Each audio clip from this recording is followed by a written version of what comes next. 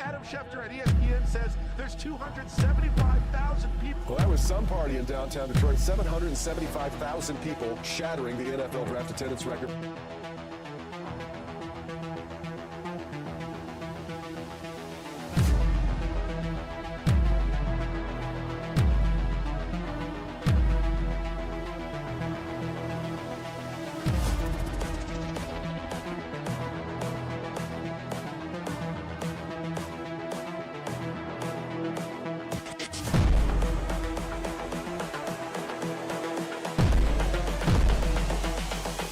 This is the future. All grit.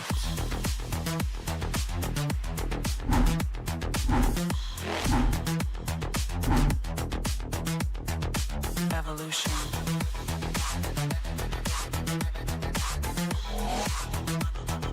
This is the future. All grit.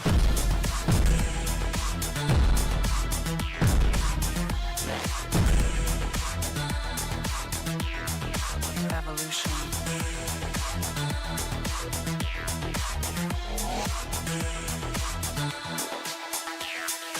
All grit.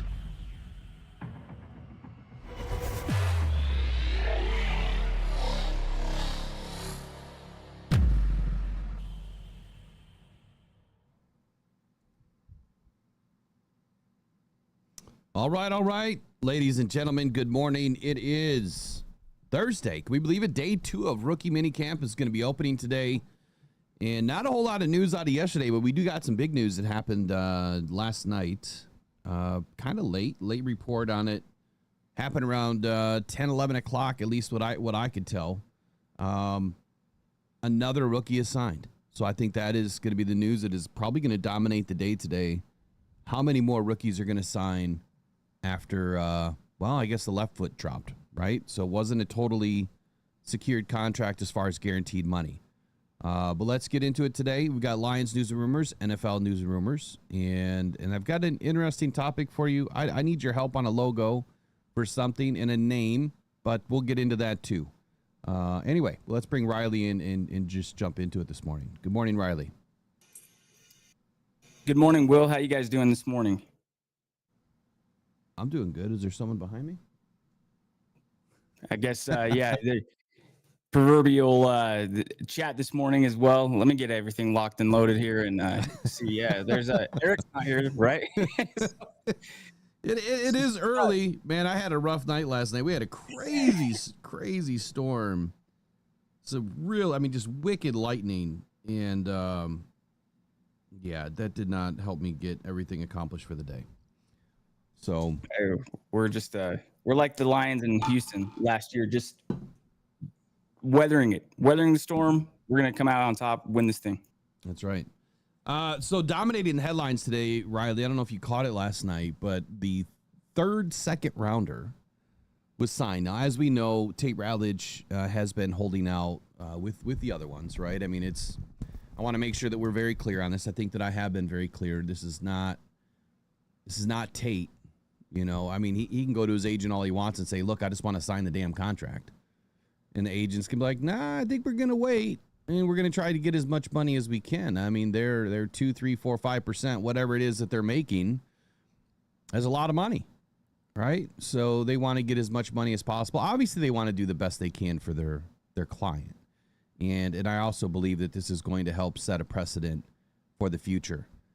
The third guy to sign is a defensive tackle, I believe. Hold on, let me get back into my notes.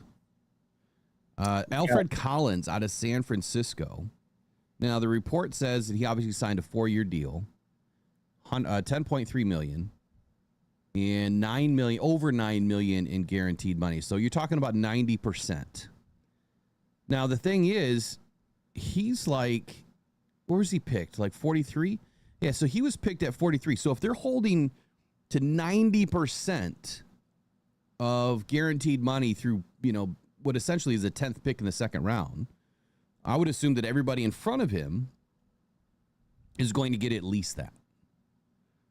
And if they're going to do what I had mentioned the last couple of days, I don't think everyone's going to get a guaranteed deal. I said that. I said, I think it would be best that they get a sliding scale. We'll see what happens. I wouldn't be surprised, though, next year if you don't see everybody get a guaranteed deal in the second round. I think that this is going to push it over the edge. Thoughts on Tate Ratledge right now? With this deal signed, you think we're going to see him in camp tomorrow? Yeah, I mean, shoot, I hope so, right? But I think you're right. It's not just his decision. It's not just up to him. And if he, thought it was going to be that easy, welcome to being an NFL professional football player, right? It's not just, hey, man, I really want to play. It's like, I understand that the agent's got his side of it. He says, trust me, man, we're going to get everything we can. It's going to be interesting to see, man. I really hope, though, that they get him out there because, as we know, now we are, I think, 2 weeks to the day. And not that the outcome of that first game matters in terms of wins or losses, but the reps count. I think you mentioned it yesterday too. Every one of those reps matter. We need to get him in the camp, taking snaps, and building rapport with the rest of the guys. Yeah, absolutely. I think the reps are extremely important, and I highlighted that in an article that I dropped last night, which was kind of your Detroit Lions roundup. Kind of all the news culminating to a point now in the middle of the week. What are we looking at? What's happening? Yesterday, Sam Laporta jumped out to Aidan Hutchinson's defense. We'll talk about that this morning on the Jim Rome show. I should be able to play that clip. I think it was on a Twitter video. We should be able to bring that in. Yeah. But before I get going any further, I just want to make sure a big shout out to everybody this morning. Obviously, the mod crew. Nobody could beat Trace. I beat her, but that's just because I'm putting up the thumb. Right, so I know when it's dropping. I'm still going to. Well, she's number 2 this morning. Look, I even made her number 2. How's that? What is this purple crown with a 2 by? What does that even mean? Yeah, I have no idea. Eric was asking this yesterday morning the same question. I can't figure it out. I think when I send a message, all I know is that if I send a message and there's not a crown and a number, I feel left out somehow, but I think if I'm sending something, it's going through. So, well, Brandy Coffee's is number 1, but she wasn't first in the chat. So I don't get it. I honestly don't. I've never looked up what it means. I have no clue. Like, I seen it on the other channels that I have where these things started popping up, and then this channel never had it until just the other day. For whatever reason, I guess we got an update. So it shows who chats the most. Oh, well, we know that Brandy Coffee's a loudmouth. We already know that. I sent a tweet out yesterday, a clip from the show yesterday. Am I right or am I wrong, Brandy? Am I right or am I wrong? I'm just kidding. I'm just having fun with you this morning. Anyway, you sent out a tweet yesterday to say what now? Yeah, no, it was from the show yesterday. Your 3 offensive lineman pillars, they got to play the best football of their life. And I was looking at it this morning. I thought, I swear I put Brandy Coffee in that tweet, meant to tag her in it. But yeah, look for that on my timeline. If you guys don't know, I'm on Twitter, Riley L. O'Brien. I'm going to be clipping a lot of things from the show going forward there. Usually 45 seconds, 60-second little clips. And so keep an eye out for those. And if you're so willing to share those, that obviously will help us grow as we continue to work our way towards the start of the season. Yeah, clipping's fun, man. It's huge. And I found a new, which I'm not going to share it because, for other creators that haven't figured it out yet, there's a new method on YouTube for stuff. And when I found it the other day, I'm like, oh, that's going to make things a lot easier. Be able to get out a lot more content just by utilizing this new feature. So I still have to have the time to do it, though. All right, so back to this. Alfred Collins, San Francisco 49ers defensive tackle, rookie second-round pick at number 43. He signed his deal yesterday. 90% guaranteed is the speculation as of right now. How does this help or hurt the Detroit Lions? I think the fact that it's almost a mid-round pick that's signed, I think that helps. But getting into the later stages of the second round, my guess is this. I think that Tate Ratledge, obviously they're going to push for a full guarantee. I'm going to say he gets 75%. I think he probably will get a 75% across the board. That's my speculation, at least right now. I think what the agents and the players have done this season is they started a huge conversation. I think the first part of change, you got to speak up. Right? Whether it's politics or you're at work politics, whatever it is. I mean, even in your own home, right? If you don't speak up about something, no one's going to ever know it's a problem. So you have to speak up. That's the first part of solving a problem, solving an issue. Just tell somebody, right? So obviously all these guys banded together and said, this is a problem. We want to be paid. And we want to make sure that we're putting our bodies on the line, that we're going to be guaranteed something. The offset language, I think, is what really pisses people off, is what the Cincinnati Bengals are doing. And like I said yesterday, it's just grimy. It's absolutely grimy. So will this or won't this get Tate Ratledge in camp quicker? I'm still going to say that he's probably going to be out this week. Now, the vets come in on Saturday, I believe. I think he'll be in by Saturday. I think that's a good goal, at least right now, to get him in by Saturday. Anyway, final thoughts on this, then I want to move on to, I want to get some help here. Yeah, well, I think speaking of help, this can't hurt, right? This situation here, hopefully some of these other guys see it, and then they're looking at the clock, and then hopefully they all have the itch. Man, I just know if I had just been drafted a few months ago, let me put the pads on and get out there and go play. So hopefully, yeah, that would be great if we could see Tate by Saturday and then get this thing rolling. Okay, so as you guys know, I do a mailbag, which it's literally mailbag@rockdown.com, where you can email me anything. Thoughts on the show, ideas, questions. But primarily it's used so that we could do a segment every week is the goal. During the off season, it might go every 2 weeks because I'm not getting a ton of volume at times. So use it. Use the email and send me some emails to mailbag@rockedon.com about your questions. Now, I've been saving for a little while. I have over 20 questions that have been sent into the mailbag. This is pretty much all of July and probably the end of June.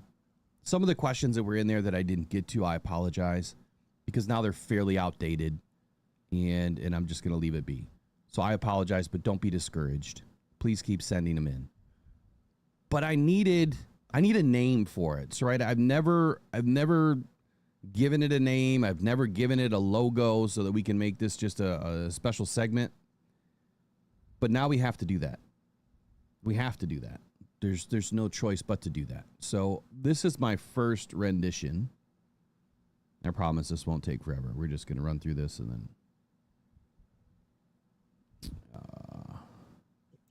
Yeah, you're good. While Will's loading this up, just shout out to some more people in the audience here this morning. Robbie Ones, good to see you. Hassanin Mahdi, good to see you. Nick P, Maureen, Trace, of course, Michael Garrity, Zachary Cleary. Let's see, we got Lions bad guy fan. I like that. Tate wants to play. Tate wants to go out there and hit dudes. Don't doubt that for a second. Well, it's better than hitting women, which apparently people can't keep their paws off women in the NFL. Yeah, So hate to stupid, see it. man. Can't believe Yeah, it is. what we hear on a daily. Okay, so here it is. Here's the first rendition at the logo. The Motor City Mailbag. Gripes and hype. So I want you to send me your gripes, and of course I want to hear all your hype. Like what do you think is on the forefront for the Lions? So Motor City Mailbag, I'm definitely sticking with that part. But it was either the logo or the gripes and hype that I was not 1,000% on. So you guys tell me, vote it up, vote it down, thumbs up, thumbs down. Are we doing Motor City Mailbag, gripes and hype? Are you good with the image? Riley, I don't know if your microphone is in this scene, so I'll be back to you in just a second. I also had this one. Motor City Mailbag, gripes and hype. And then there's this one. That one's okay. This one has like a little, I don't know, animated theme to it, I guess. I like the little lion with the cape on. And there's this one. I don't know. I feel like this one right here is just classic. I think it does a good job, but you guys let me know which one are you liking.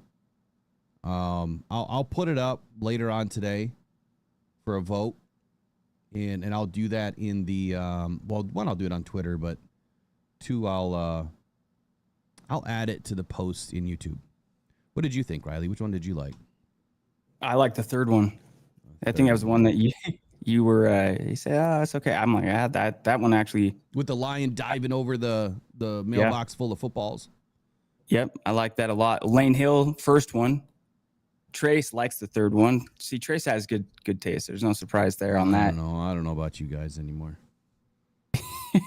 You're the one that designed it, man. I think it looks great. I think it's there was somebody else here that had a third one with me. Let's see. There was, oh man, the chat's kind of going quick today, but yeah, Trace likes the third one, and Jay Cruising right there with us with the third one. But Man, you guys are all fired. I'm just kidding. We'll put it up for a vote at least, and then we'll choose what you guys want. So how about the name, the Motor City Gripes and Hype? Are we good with that? 100%. I like it. I like the gripe because we get a lot of gripes, and then we got hype every year. You know, it is. And matter of fact, I went with that because there was obviously the questions that I'm going through. I'm like, man, there's a lot of gripes in here, and then you have all the hype. You know, with talking about Aidan Hutchinson and Tate Rowledge at center, and so all of the questions. Now, I'm not going to go through any questions today. I'm going to do them tonight. So that'll be tonight's episode on the Thursday night podcast for Off the Cuff. We'll be doing gripes and hype. Let's get into it, man. What else do we have on this list today?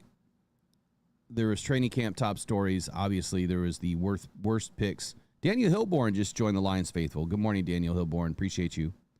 I've got to get you set up here with a welcoming Kirby. How about that? Picked off. Kirby Joseph, number 7 on the season. He leads the National Football League. Man, impressive stuff last year from Kirby. So I love it, NFL's man. worst picks right now for fantasy football. Now, we will get back into fantasy football this year. I need to find someone that can run it, someone that knows what they're talking about to run the fantasy football, but we're going to also get the fantasy football live here in the next couple of weeks so that we are ready way before the season starts to get your teams picked. Well, I'm thinking about doing a dynasty league and then your standard, PPR league or whatever. I want to do at least 2 different types of leagues, but I want a dynasty league one because I've never played in one. And I think that's kind of fun that every year you have the same team that you can, do what you want with. Yeah, makes trading a hell of a lot of fun. Okay, so the worst picks right now for fantasy football. Riley, do you think any Lions made this list? Well, they better not have. I've just opened the link here. I'm kind of surprised, but also not to see the first name here. But yeah, as I'm scrolling through this, better not see any Lions. I can't imagine why anybody telling you not to pick a Lion player is probably because they themselves want to take that Lions player. Yeah, maybe, but also I think that there is something to the conversation. But we'll see what they said. This is Fantasy Pros list. We'll see what they said, and then we'll see what we think. So the first one is Patrick Mahomes. The preface here is, who is the worst fantasy football draft pick at quarterback based on his current ADP and why? And Patrick Mahomes was on the top of the list. His ADP was 54, and he's listed as QB 6. Goes on to say that Patrick Mahomes at quarterback 6 is a little rich, considering what he has done over the last 2 years, and there's little reason to expect better production in 25. Mahomes hasn't been a top 6 fantasy football quarterback in points per game since 2022. So even though he's winning football games, I think this is a big misconception, right? You look at players that are winning football games or on a winning team, and you think, oh, that's a good player to have on my team. That's the wrong way to look at it. I'm just telling you. Anyway, so over the past 2 seasons, his passing prowess, obviously this was written by AI. No one uses the word prowess. Has suffered with 6.8 and 7 yards per attempt in back-to-back finishes with less than 30 passing touchdowns and a 4.5% passing touchdown rate. His rushing production is a nice added value bump at this point that we should expect. But Mahomes has finished inside the top 12 in rushing yards in each of the past 5 seasons as a quarterback. Now, we know that Kansas City will pass a ton. That is a given. And at this point, as they have ranked in the top 3 in neutral passing rate in each of the last 4 seasons. Now, the worry is that Mahomes has been quietly struggling as a passer over the last 2 years.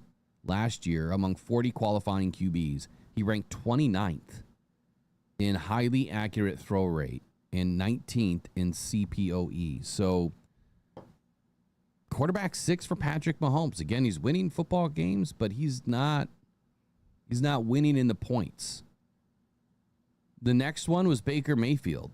Now, they listed him as QB7 with an ADP of 57. I mean, I guess the thing that they're saying here, again, it seems a little bit rich for him, again, is what he's saying. That he's getting Chris Godwin back, and then the team should dominate in an otherwise weak NFC South. However, going right after him are quality players like Bo Nix, Kyler Murray, and Caleb Williams, and he believes all 3 have a similar upside to Mayfield. He's always a fan of grabbing a player, of the tier, not the top. And Mayfield is at the top of that tier right now, says Andrew Hall of Fantasy Pros. Next would be Bo Nix. Quarterback 8, ADP of 71. This individual says they have concerns over Bo Nix. His rookie season was stellar, but the team took their first-round pick and used it on defense. They followed that pick up in the second round with a running back. The Broncos will now have a chance to run the ball successfully compared to last year, with a team that doesn't allow many points, leaving Nix in a danger zone as a fantasy-producing quarterback, says Joe Pepe, beyond the gridiron. So with those first 3, Riley, any gripe for you on why those players should not be taken early, when quarterbacks are taken in the fantasy draft? No, I don't think so. And I think it makes sense. I mean, I think we could all relate to leagues that we've been in. There's one particular guy that I'm in a league with that every year seems to get Mahomes and McCaffrey. And yeah, they're great players, but fantasy-wise, it's just kind of going for name value, right? If you're looking at the stats. You look at somebody like Baker Mayfield last year, 41 touchdowns, 16 picks, throws for exactly 4,500 yards. That's a hell of a stat line for him. But again, you're kind of giving and taking. I mean, I know last year the Lions quarterback was dropped in the league I'm in. I picked him up off the scrap heap, and then the guy that dropped him was upset that he did that. The quarterback value is just so hard to gauge. A lot of it's obviously name value, but I think that this list as it stands, it kind of makes sense that these guys all might be a little bit high for, at least do you take Mahomes or do you take Goff or do you take a Mayfield? They're probably all pretty similar value. And at least last year, Mayfield and Goff were obviously higher than Mahomes. So that's the interesting conversation here. So Jared Goff last year was 6th in total quarterback points. Baker Mayfield was 4th. So that begs the question, why would you not take Baker Mayfield? Do you have something playing in the background, or do I have a echo? I don't have anything playing. Hold on, I got to check the audio. Yeah, for sure. But last year I was talking with a buddy and had to go back and do a double take looking at Baker's stats for the year, because Stafford's best year with Detroit, 41 touchdowns, 16 picks. And I believe that's what he did his first year in LA too. So monster numbers. And a guy like Baker, what reason would you have to think that he's not going to have similar success this coming season? They got almost all their guys back, and he's obviously going to be 1 year more older in that scheme. So 1 sec, buddy. 1 sec. I don't know what happened to my audio. Something happened, but we're back now. I didn't see any messages if I was a little bit low, but we should be good now. All right. I really didn't pay attention to anything you just said, but I'll finish this part on these few quarterbacks like this. I'm surprised that Baker Mayfield is listed, since he was the 4th highest quarterback last season. I don't know why you wouldn't. I don't know why you wouldn't expect some of the same this year. Largely has the same offense. And I think that Baker Mayfield fits perfectly inside that offense with the weapons that he has. So unless you're expecting a drop off from Mike Evans, I don't know why Baker would be listed so low as, I mean, where did he have him? He had him as what, QB 7? QB 7? Yeah. Yeah. All right, so That's go ahead. No, you're good. That's essentially what I said. Why would you think Baker's not going to produce? Even if he doesn't replicate last year, it stands to reason. I think he'll be pretty close. He's awesome, man. He's found his rhythm in Tampa. And I was talking to Bobby the other day. We're just blown away at Darnold now getting the contract he just got in Seattle, not to go off on a tangent, but it's just crazy because Mayfield, Darnold, a number 1 overall pick, a number 3 overall pick, bouncing around, and then all of a sudden they get on a new team, and it just goes to show sometimes it just takes a little while, because Baker last year put up stats that you would expect from a number 1 overall pick. All right, just one double check this morning, just make sure that you're plugged in on Ethernet.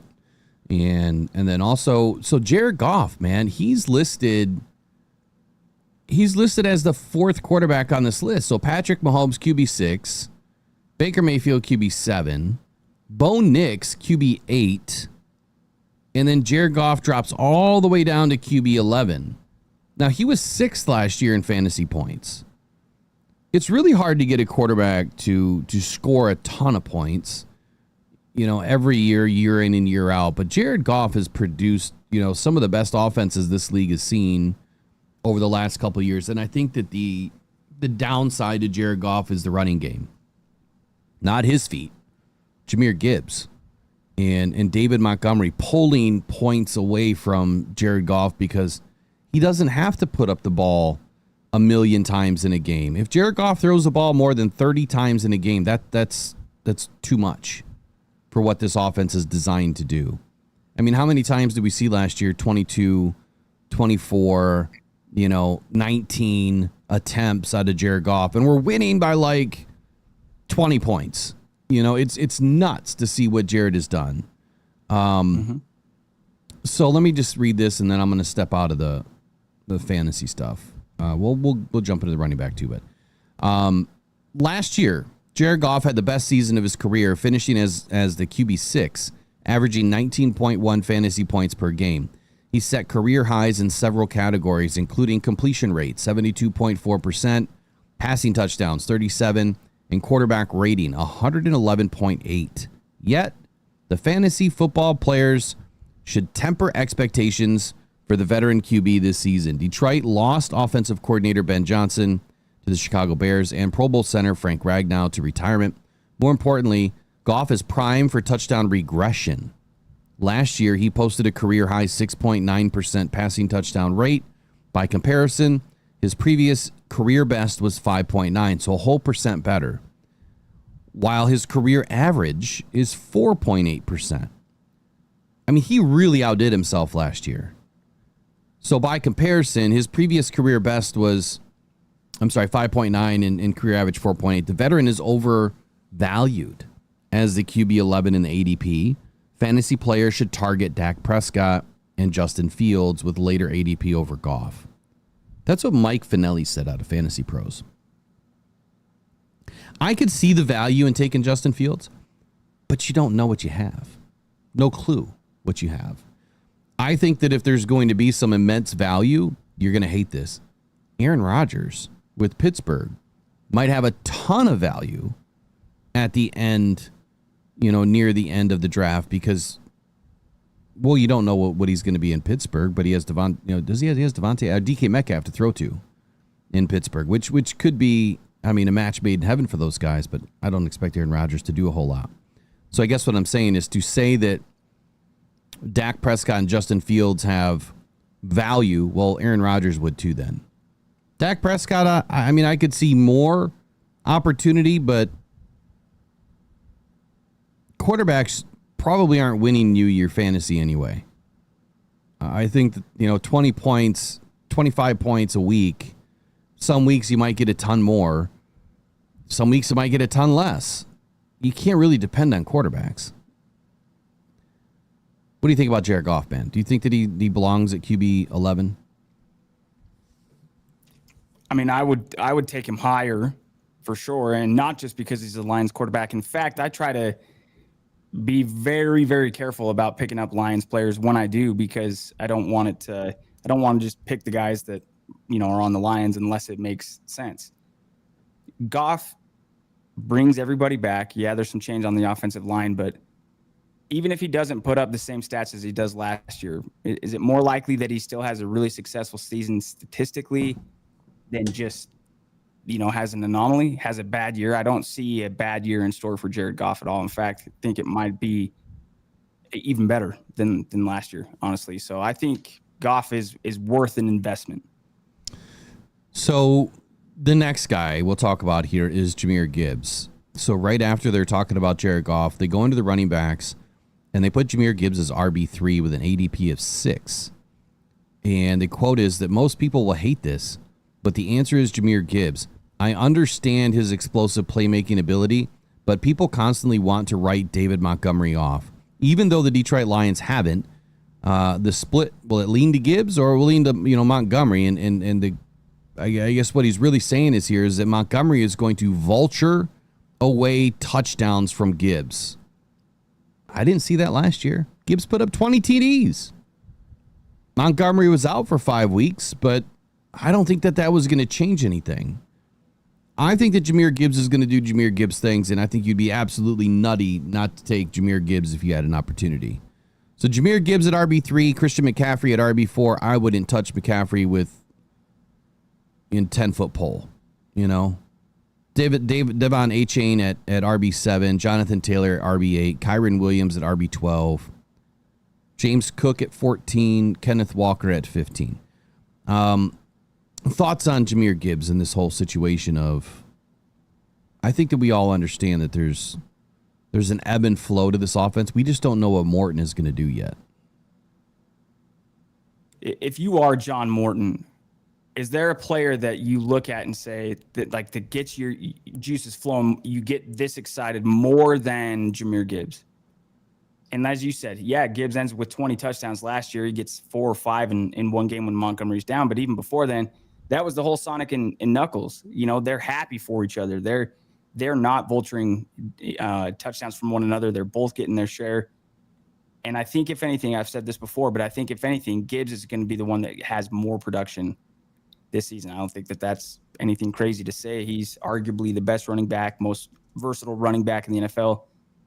If Jahmyr Gibbs is on the board and you're up drafting, take him. So this next one, man, this kind of threw me for a loop. I don't know if there's just a bunch of Lion haters at Fantasy Pros, but in the receiver game, I don't see Amon-Ra St. Brown listed, which, okay, I mean, he gets some yards, he gets a few TDs. I don't even know what he produced last year. I can look it up in just a second, but Jamison Williams at wide receiver 27. When you hear that, what are you thinking? Amon-Ra St. Brown was third last year, by the way. Yeah, Amon-Ra last year, I've got his stats here, but for Jamison Williams, 27, the math just doesn't make sense. He's one of the best wide receiver 2s in the NFL. And if it's fantasy, if you're saying, okay, maybe he's not going to have a consistent target amount every game, but we all know how his game is. He'll have 3 catches for 104 yards or 2 for 56. It's going to be, a ton, or it's going to be a little probably with Jamison Williams. But the value, if you have him in your lineup on one of those days where he catches a bomb, I think I had him in my lineup week 1 last year against the Rams, and you see him break off beat the defensive back, and it's like, oh, dude, this is getting launched to him. Those are pretty exciting and fun moments watching as a Lions fan, and obviously as a fantasy owner if you have him on your roster. But 27, I think, is far too low for Jamison Williams. I think it's far too low as well. Do you have JMO's numbers? Where did he end up last year? I got to get signed into Fantasy Pros. It's not liking me this morning.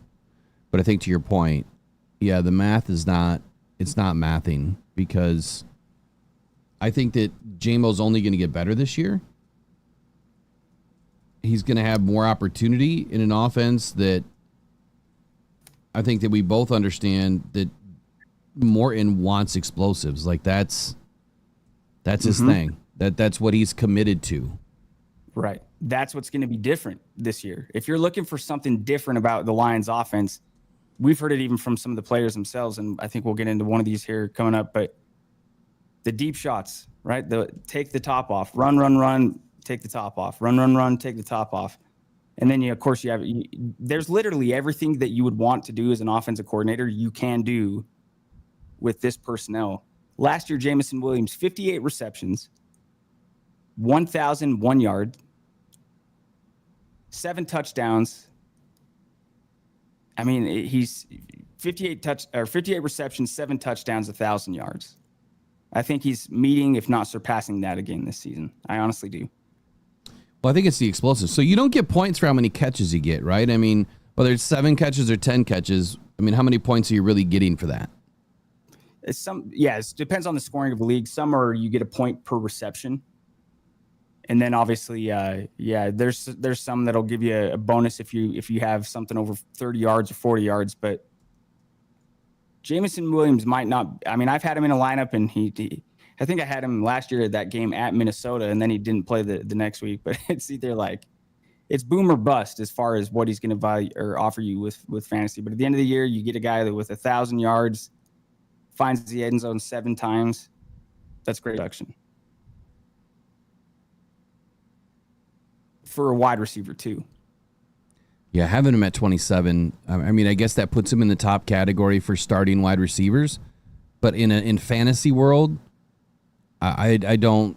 What is there? 10 teams per league, 11 teams, 12 teams. I mean, each league's a little bit different, but there's usually 10. So if you have 10 teams, what'd you say? I'm sorry. No, I think you're right. I think about 10's probably average. I've been in leagues with 8, 10, 12. So let's just say the average is 10. I mean, that means if you're going to have 2 starting receivers, 20 receivers would be taken in that league to be starters. So that puts Jameson Williams outside of what would be considered a starter on a fantasy team at 27. The quote is this. It says Jameson Williams finished at wide receiver 27 or higher 3 times in the last 9 games of the season for the Lions. He also finished as wide receiver 40 or worse 3 times in the last 9 games of the season. So in 6 games out of the last 9 of the season last year, he finished higher than 27th and lower than 40th. Okay, I get it, but was JMO necessarily needed in every single game? No. When you've got a 20-point lead on teams, he's not necessarily going to get a bunch of targets. So the quote continues to say that he is creeping into wide receiver 2 territory. Do you feel comfortable with him being your wide receiver 2? I didn't think so. Funny as it may be, though, Chris Godwin, which I understand he's coming back from injury, he's listed at wide receiver 31. And then moving on to tight ends, and then we'll get out of here. Tight ends, they didn't even talk about Sam Laporta at all. They have Brock Bowers at tight end 1. They have Travis Kelce at tight end 5. Mark Andrews at tight end 8. That one I don't understand. David Njoku at tight end 9. Tyler Warren at 10. Jonnu Smith at 14. Colston Loveland, a rookie, at 15. I don't see them talking about Sam Laporta, but I would have to assume that since they didn't discuss every single one of them, that Sam must be. Could he really be ahead of Travis Kelce somewhere between tight end 2 and 4? Or is according to this? Go ahead. Sorry. According to this, yes. According to this article. I don't see him listed. So I think because the article is 30 worst draft picks. So I think what they've got here is names of people that are saying relative to what the price is going to likely be to draft or pay for these guys. These are guys that they're saying stay away from, right? Yes and no. I mean, they're obviously talking about Brock Bowers at tight end 1, and they're saying that he's really, really, really good. But at 18th overall, meaning 18th overall pick in fantasy, he would need to replicate, if not be better than what he had in 2024 for a record-breaking season. So I think that's part of the argument, but they're still listing him as tight end 1 with an ADP of 18. You know, average draft position. If you don't know what ADP is for those of you out there, I don't know. It's interesting. Things are going to change as we get closer, and that's the thing that sucks about fantasy is you go all in now, and then the season happens, right? And then things are nutty. All right, let's get into the news, man. We talking a little bit about fantasy football this morning. I'm not as well versed on what's happening, but I just found it to be an interesting article that their Lions are being thrown around as some of the worst picks this year. You let us know who would you not take? As a Lions fan, you would probably take everybody you could that's a Lion, but I wouldn't advise that. But who would you not take, given their history and what they did over the last couple of seasons? I think that's an interesting conversation. Biggest NFC North changes is up next, and then Riley, what did you want to share today? So you had Sam Laporta and Jim Rome. Yeah, and then I've also got a little bit just on Amon-Ra St. Brown, his projected stats for FanDuel Sportsbook. They put those out. So we'll get into a discussion there about what you think from Amon-Ra, a little bit along the lines of fantasy, but that's obviously more real, Why don't you just go into the Amon-Ra while I get Sam Laporta set up?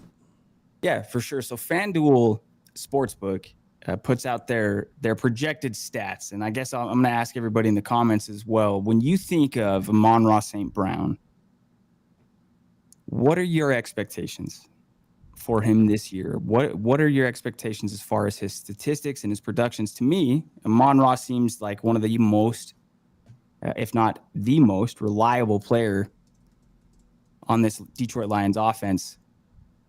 And FanDuel Sportsbook puts out their stats suggesting his over-under is projected total of, we'll call it 1,076 yards, and his projection of 8.5 receiving touchdowns. Now, for some perspective and for some context, in 2021, Amon-Ra had 912 receiving yards. He had 5 touchdowns on 90 receptions.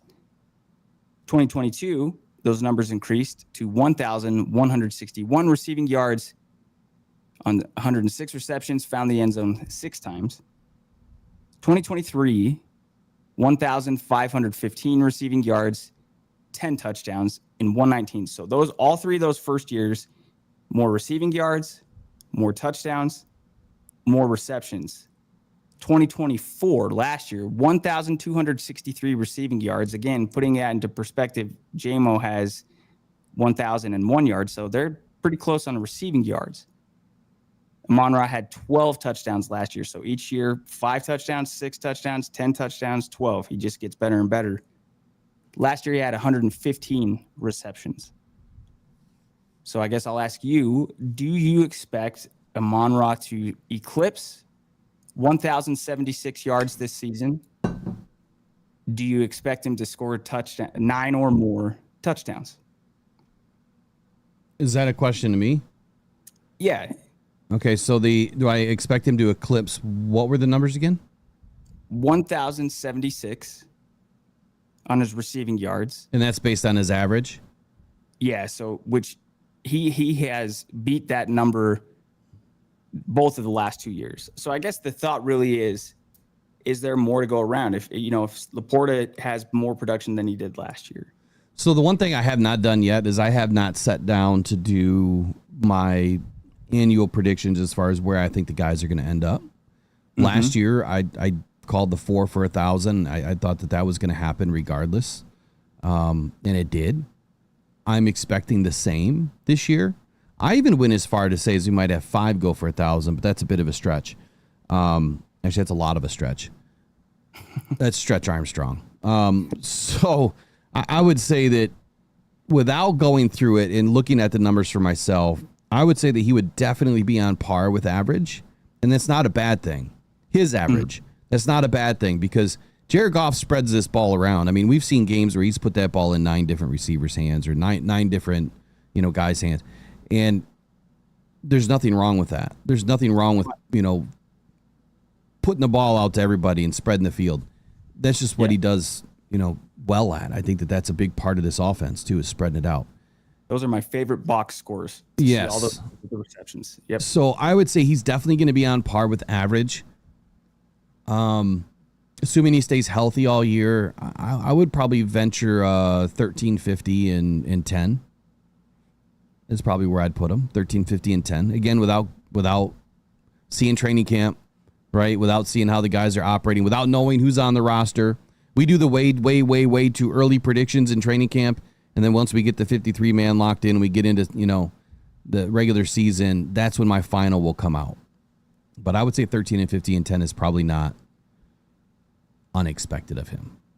For sure. And I guess I know you're kind of getting that Laporta thing set up, so I could set this question up a little bit better too and just dumb it down, which I'll do here in a second. But just to get some feedback from some of the listeners here, Robbie Ones averaged 14 points a game.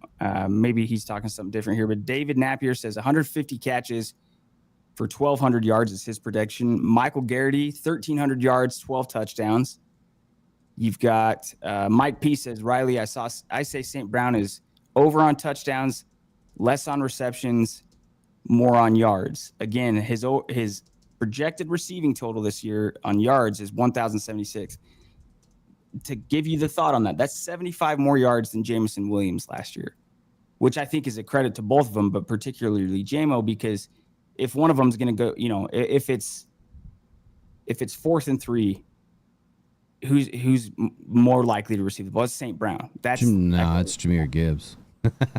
Yeah, true, right. But of the two, St. Brown or JMO, I would say it's definitely St. Brown in that instance. He's definitely made a living out of getting first downs when we need them. He's clutch. He's super clutch.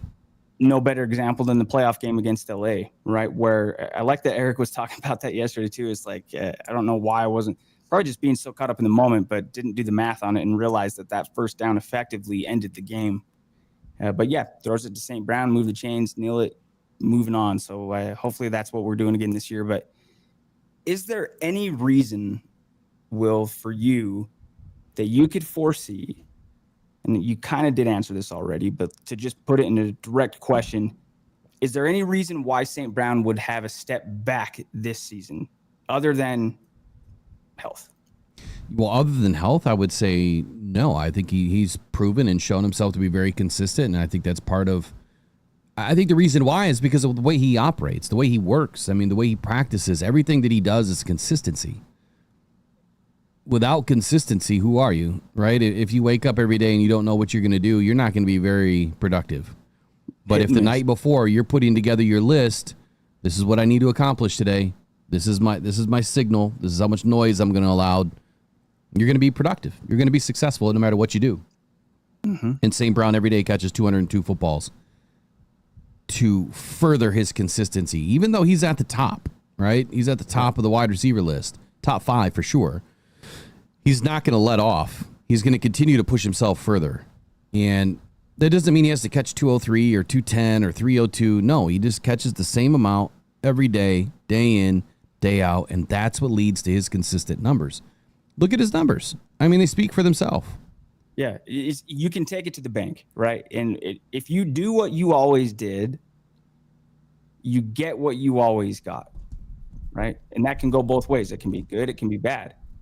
But in that case, I love that you're saying, well, it doesn't have to be 203. Don't, do what's been working, because it took you from a 4th round pick to one of the certainly top 10 wide receivers in the NFL, probably higher than that.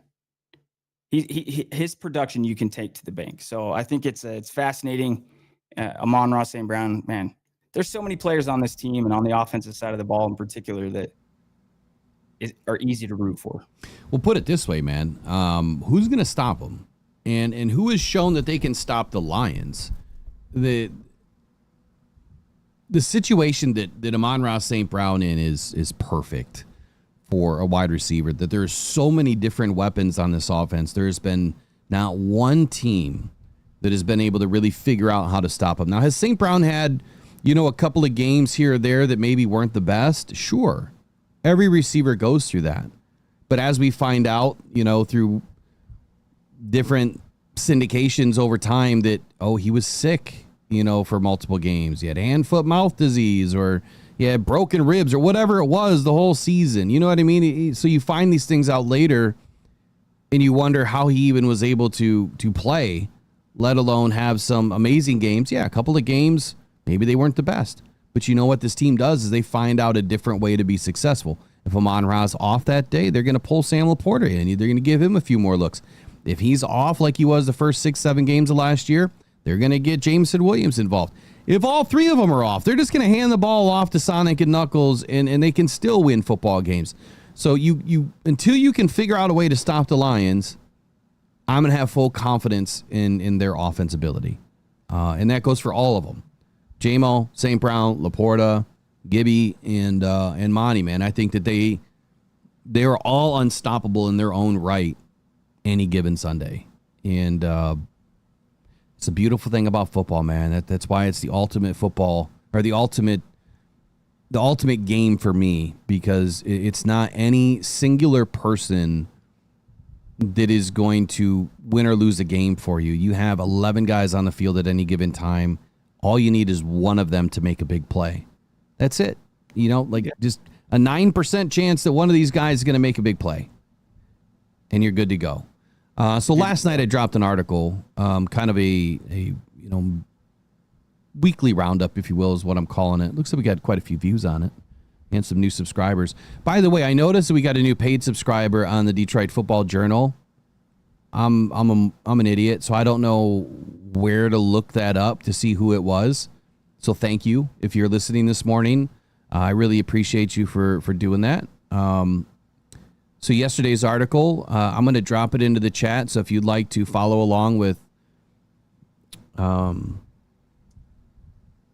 whoops, that's not the link. If you'd like to follow along with the things that I'm writing this year, you do not have to pay. It is free. If you do want to support, the journal, then please do. But it's absolutely free to join. And for members of this channel, if you do want to join, we are going to change memberships. I know I promised you guys the other day that I was going to put something out. I'm just putting more thought into it to try to figure it out. But members will also have access to the Voxer chat, which is an amazing group of people that are talking football all the time. And it's more than that. Like, it's a support group as well. So when people are having a bad week, bad day, whatever, I see nothing but uplifting good spirit in this chat. So it is an amazing community to be a part of. And I can't appreciate all you guys enough, because you've really made this fun and exciting for this community. So anyway, I just dropped the publication in the chat. So if you want to check it out later, feel free. Let's get Sam Laporta in. Anything you want to add before I do that? No, but just, I said no and then start rambling. But a shout out again to Daniel Hilborn for joining this morning. And then, that Voxer chat, man, is great. It's I've been caught up a couple times and go a day without checking into it. And then I look and I'm like, it's just and it's genuine. It's awesome, man. This is a great community. So we say it every day, but that's, and keep an eye out for what's coming up on the horizon here this season. And then let me get this pulled up. Okay, I got it. Got the link that you posted. All right, here we go. So Sam Laporta was on the Jim Rome show yesterday, and this morning, today's all about the hype, right? And he hypes up Aidan Hutchinson and his return. So let's listen to what Sam Laporta had to say about Aidan Hutchinson, and then we'll have a full discussion after we get back from the break.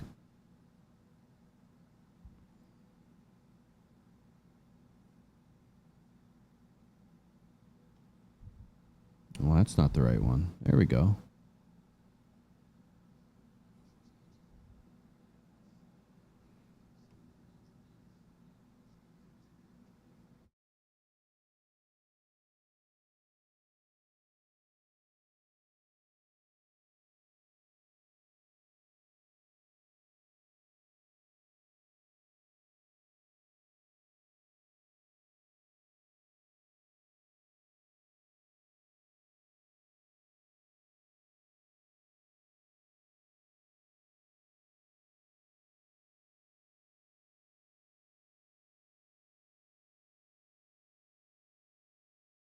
Not sure what's going on with the audio here. Give me 1 second.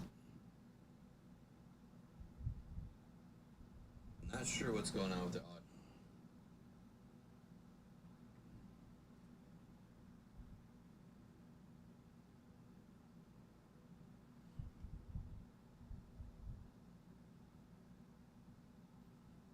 All right, Riley.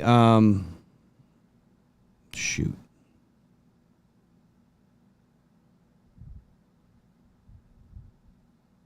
All right, Riley, run into something for us if you don't mind.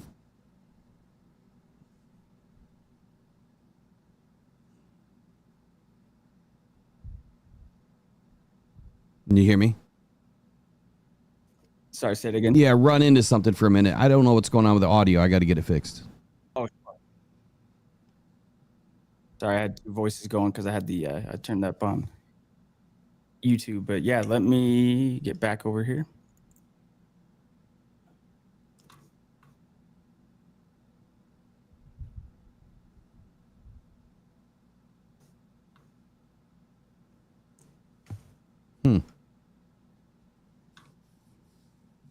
Okay, let's see. Let me ask everybody too, if you guys let me answer in the comments here for me, who read the article that Will did put out last night?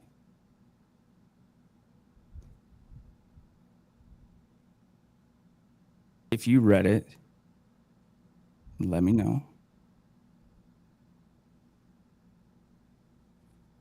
I mean, you can just go through it if you want. Yeah, let me get it pulled up here. Sorry. Try not to have stale air here for a moment.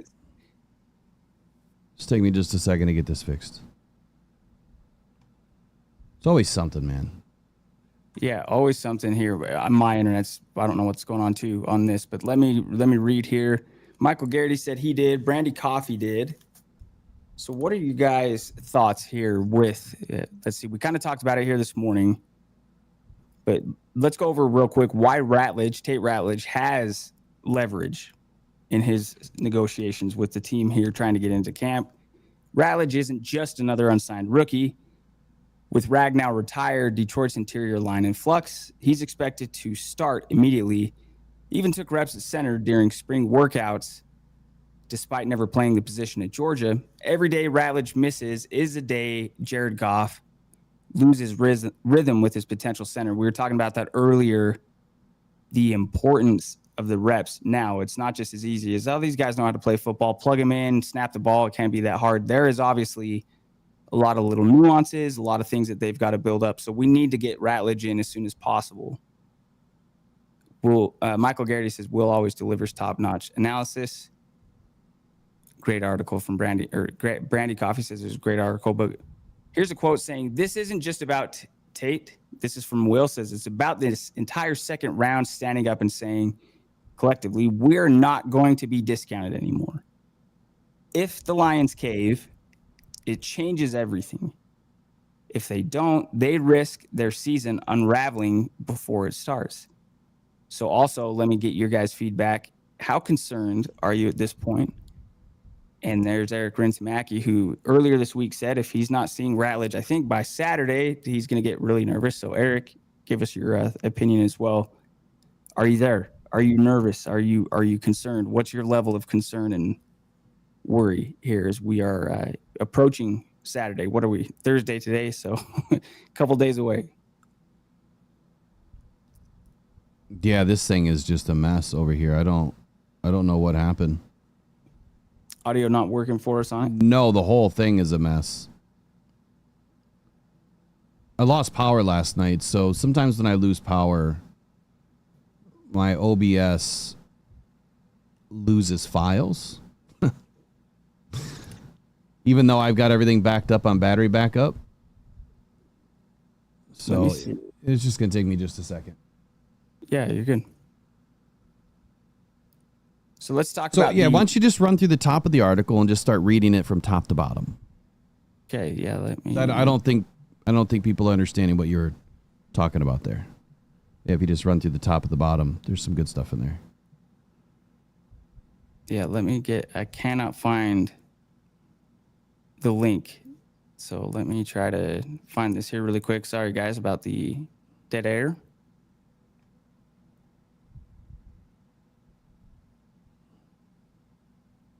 Okay, so got it here. The precedent that broke the system. So since 2011, the NFL's rookie wage scale has assigned fixed salaries by draft slot with fully guaranteed reserves for first-round picks. Second rounders typically receive partial guarantees that decline with each pick. So there's obviously your motive to be as drafted as high as possible, regardless of which team takes you. That model cracked this year. The Houston Texans signed wide receiver Jaden Higgins, who was the 34th overall selection, to a fully guaranteed deal. I think we know by now. The Browns also followed signing linebacker Carson Schlesinger, who was the 33rd overall selection. Now, 30 of the 32 second-round picks remain unsigned, including Tate Ratledge, as agents push for similar terms. Again, talked about why Ratledge has leverage, but here's the domino effect. Detroit isn't alone. The New Orleans Saints face a similar dilemma with QB Tyler Shook, their second-round pick, who may start week 1. If Shook lands a fully guaranteed deal, it could trigger a flood of concessions across the league. Now, the NFLPA has reportedly advised second-round picks to hold firm, waiting for Shook's deal to set the next benchmark. Ratledge's camp is obviously watching that closely. So what happens next? There are 3 likely.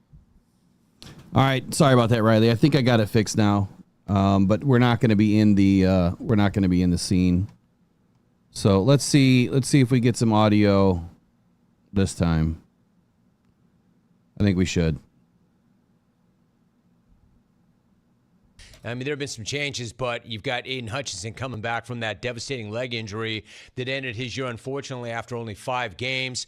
Now that your defensive leader is healthy once again, like, what does he mean to that team, both on and off the field? Yeah, the ability to create big plays on the defensive side of the ball. When the moments are, at the peak, the lights are shining the brightest, it seems that Aidan Hutchinson shows up in those biggest moments. You look back to 2023 when I got animals running around here. What do you got there, man? Who's there, man? Who is that? That's our buddy Big Walt. We just got him the other day for our other cat. He's our little buddy now. But in 2023, dude, what is he? What is Big Walt? What kind? Let me see. To be honest, I don't know. We rescued him off the streets of Detroit. Yeah, dude, did you really? Literally? Yeah. We found him. We did not find him, but he was found on the streets of Detroit. How old? Probably about 2 weeks ago. Do you know how old is he? He's like maybe like 10 weeks old. Beautiful, man. I love that. We're animal lovers over here. Us too. But I love that. Going back to Hutch, my rookie year, 23, playoffs of 24 now. We have Tampa Bay at home. They're going down, driving, possibly going to tie the game, even win the game. And you see Hutch come up with a big sack. And then Derek Barnes gets that interception shortly after that. So Hutch, he just creates big plays for the defense and somebody that you can rely on in those critical moments. So it's not a coincidence, right? I think about this all the time. Like, is it because he's that good? Is it because he's that prepared? Is it because he wants that moment? How is it that guys consistently show up when stakes are highest, when frankly, maybe not everybody wants to be that guy or can be that guy? Yeah, sure. I mean, with the ability to go up against Aidan Hutchinson through training camp and preseason and then throughout the year, you know what the dude is capable of, and you can only contain him for so long. A tight end can only get so many chips on him before he gets out and gets on his routes or whatever, but he's going to get his at the end of the day. That's what I always think about great players. That makes sense to me. Sam, do you have any idea, like, you never know until a guy comes back. Even the guy never knows until he comes back and he gets that first good shot. How do you expect him to come back? Do you think he'll be that same guy? Could he be even better? I expect him to be better, honestly. Somebody that comes back with vengeance.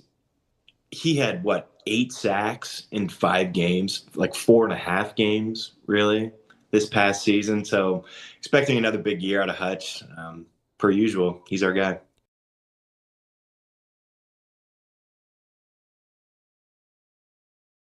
Okay, you heard it from Sam Laporta, man. He is expecting a big year from Aidan Hutchinson.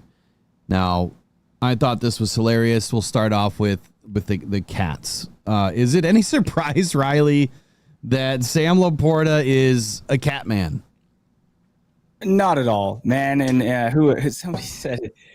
Man, you can just tell. Jay Cruzen says Laporta is so kind. It's funny to hear these guys talk. He reminds me of somebody I went to high school with. That's just a good dude, man. A good person, and not a surprise at all. Why didn't he name his cat Bubbles? You know, or Rory? Yeah, missed opportunity. So Catman, Sam Laporta, found his cat, or someone found the cat on the streets of Detroit. Is now made a home there in Sam Laporta's house. Not surprised by it. I think it's hilarious. I think it's great. But he's talking about Aidan Hutchinson. Obviously, Jim Rowe wants to know, his thoughts on Aidan and what Sam Laporta thinks of Aidan. And Sam immediately goes back, discussing a situation in a game, talking about last year where he had, was it 7.5 sacks in about 4.5 games. And all that stuff's great. But at the end of the day, what Sam said is any time a man is coming back with vengeance on your mind, they obviously have seen Hutch around the building. They've had conversations with him. They can probably see it all over his face and the way that he's working, his attitude when he's, inside the building with the guys. They're probably seeing something a little bit different out of Aidan. Last year could have been a year that just broke the internet, so to speak, for Aidan Hutchinson's career. And it got derailed. And so now he has to face that adversity. He has to show his resilience. And then he has to come back in 2025 and bounce back like no other. And Sam sees it. Sam sees this guy working, extremely hard, and he feels like this season could be better than 2024 was for Aidan. So I'll let you run with it for a moment. Let me throw something in the chat real quick on what you think about Aidan's, his bounce back year this year. But what do you think, Riley? Yeah, I think, and we've said this on the show before. Obviously, would have loved it if the Lions went all the way, won the Super Bowl last year. But the fact that they didn't, you start looking at the silver linings. You start looking at, okay, how can this be better? The Lions have taken the steps, right? The first year, halftime of the NFC Championship game, it's looking like, oh, man, that might go to the Super Bowl. But my heart wasn't as broken. I mean, it was broken. But to go from not making the playoffs or winning a playoff game in 30 years to going and winning the Super Bowl would have been a 0 to 100. You go through these progressions. This year, I think it's a good thing if you're Aidan Hutchinson to look at how well the team performed with you, obviously, and then even without you. But they didn't go win it all. So for Aidan Hutchinson, now he's coming back feeling like, okay, I'm needed. This team needs me, and he is, and he knows he is. And the coaches have him, there's no questioning for Hutchinson what his role is, what his value is to this team. Perfect situation, I feel like, for a guy to come back from, in a gruesome injury like that. Hutchinson has to come back feeling like he is the missing piece. He is the thing that's going to help carry us over the top. And it's not all on him, but I'm excited for Hutchinson too, because he can say, man, if I had stayed healthy, we would have won all the way this year or last year. Now this year, the chance is there for him to go prove it. So the conversation, it seems like, with Aidan is always surrounding sacks. Like, Aidan's going to have this many sacks, or Aidan, could only affect the game if he has this many sacks. And you guys know how I feel about sacks. Like, yeah, it's great to have some big numbers. And if that's how you measure your career, is just by one statistic. One, I don't know of any company out there that measures your performance just by one statistic. But I would say that you're missing a lot about what he does and doesn't do. I think that there's more to Aidan's game than just sacks. I think that this guy is growing, each and every year. I've been hard on Aidan, because number one, he's the number 2 overall. And you expect a lot. Aidan has said as much.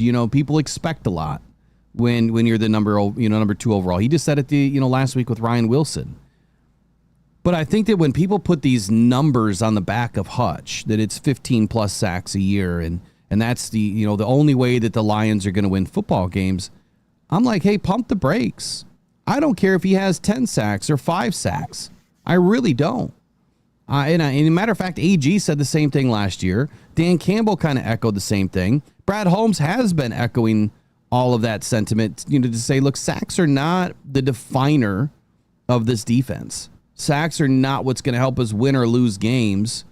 You need this team to play together. You need them to do their job. You need them to win in their details, right? Their assignment. It's the missed assignments to me that are the great equalizer. So if you have 5 sacks in a game, but you miss 10 assignments, and out of those 10 assignments, you let Saquon Barkley run for an 80-yard touchdown, and you let Jaden Daniels scamper for a 60-yard touchdown, and you let, CeeDee Lamb take a handoff, from the backfield and run through the middle, or Tony Pollard blast through, the right side of the defense. There's so many things that you can point to about missed assignments with every player, but it's the missed assignments that I think are going to equalize and negate those sacks. And what I mean by that is, let's say Aidan goes in and gets a sack on the first down, right? So it's now 1st and 20 or 2nd and 20. And you miss an assignment. And now you've given them 15 yards back. And now it's 3rd and 5. Did that sack help, Riley? Not really. No. It didn't. 3rd and 5. It didn't help. And so now it's 3rd and 5.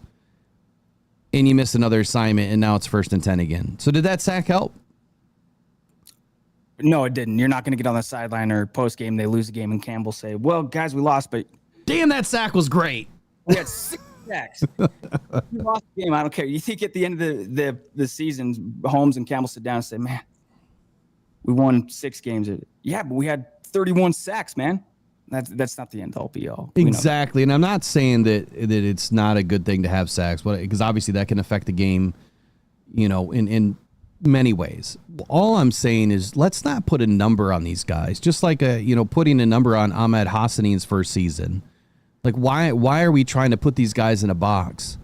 I would rather see these guys play together, do their job, be great in their details and winning their assignments. That means more to me, and I think it means more to a coach than your individual accolades getting some sacks. And that's what I've been trying to explain to everyone that listens to this show and the Off the Cuff podcast and watches the videos that I do. Is it's not being an Aidan hater. It's not saying that he doesn't need to get the sacks. I think that there's a time and a place for them to be helpful.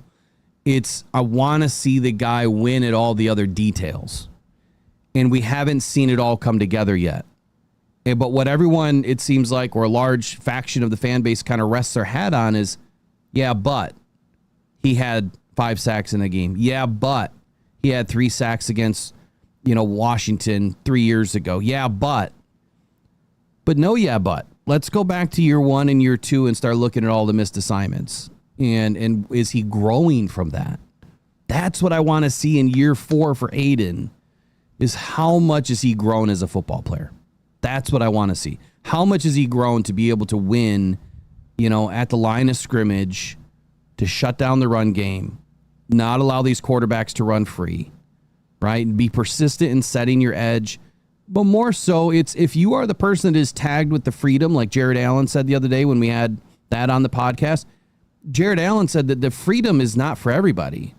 Not everyone has the ability just to run free after the quarterback. You still have to be able to stop, and maintain your edge. So will Aidan grow in the sense of sacks are great, but winning the football game is more important. And if you're not winning your assignment, how else are you going to affect that play? Are you going to get your hands up, like Jared Allen said, and knock a pass down? Are you going to ensure that no one is going to get outside of your containment zone? And lastly, I'll finish with this. When you look at like the spread attack, or a stretch run game, there's often times where I'll say, man, Aidan's got to contain that edge. And that might be a misconception on my part.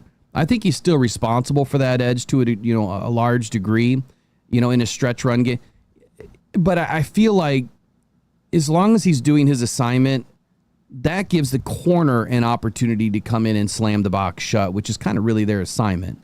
whenever someone runs a stretch play to the outside.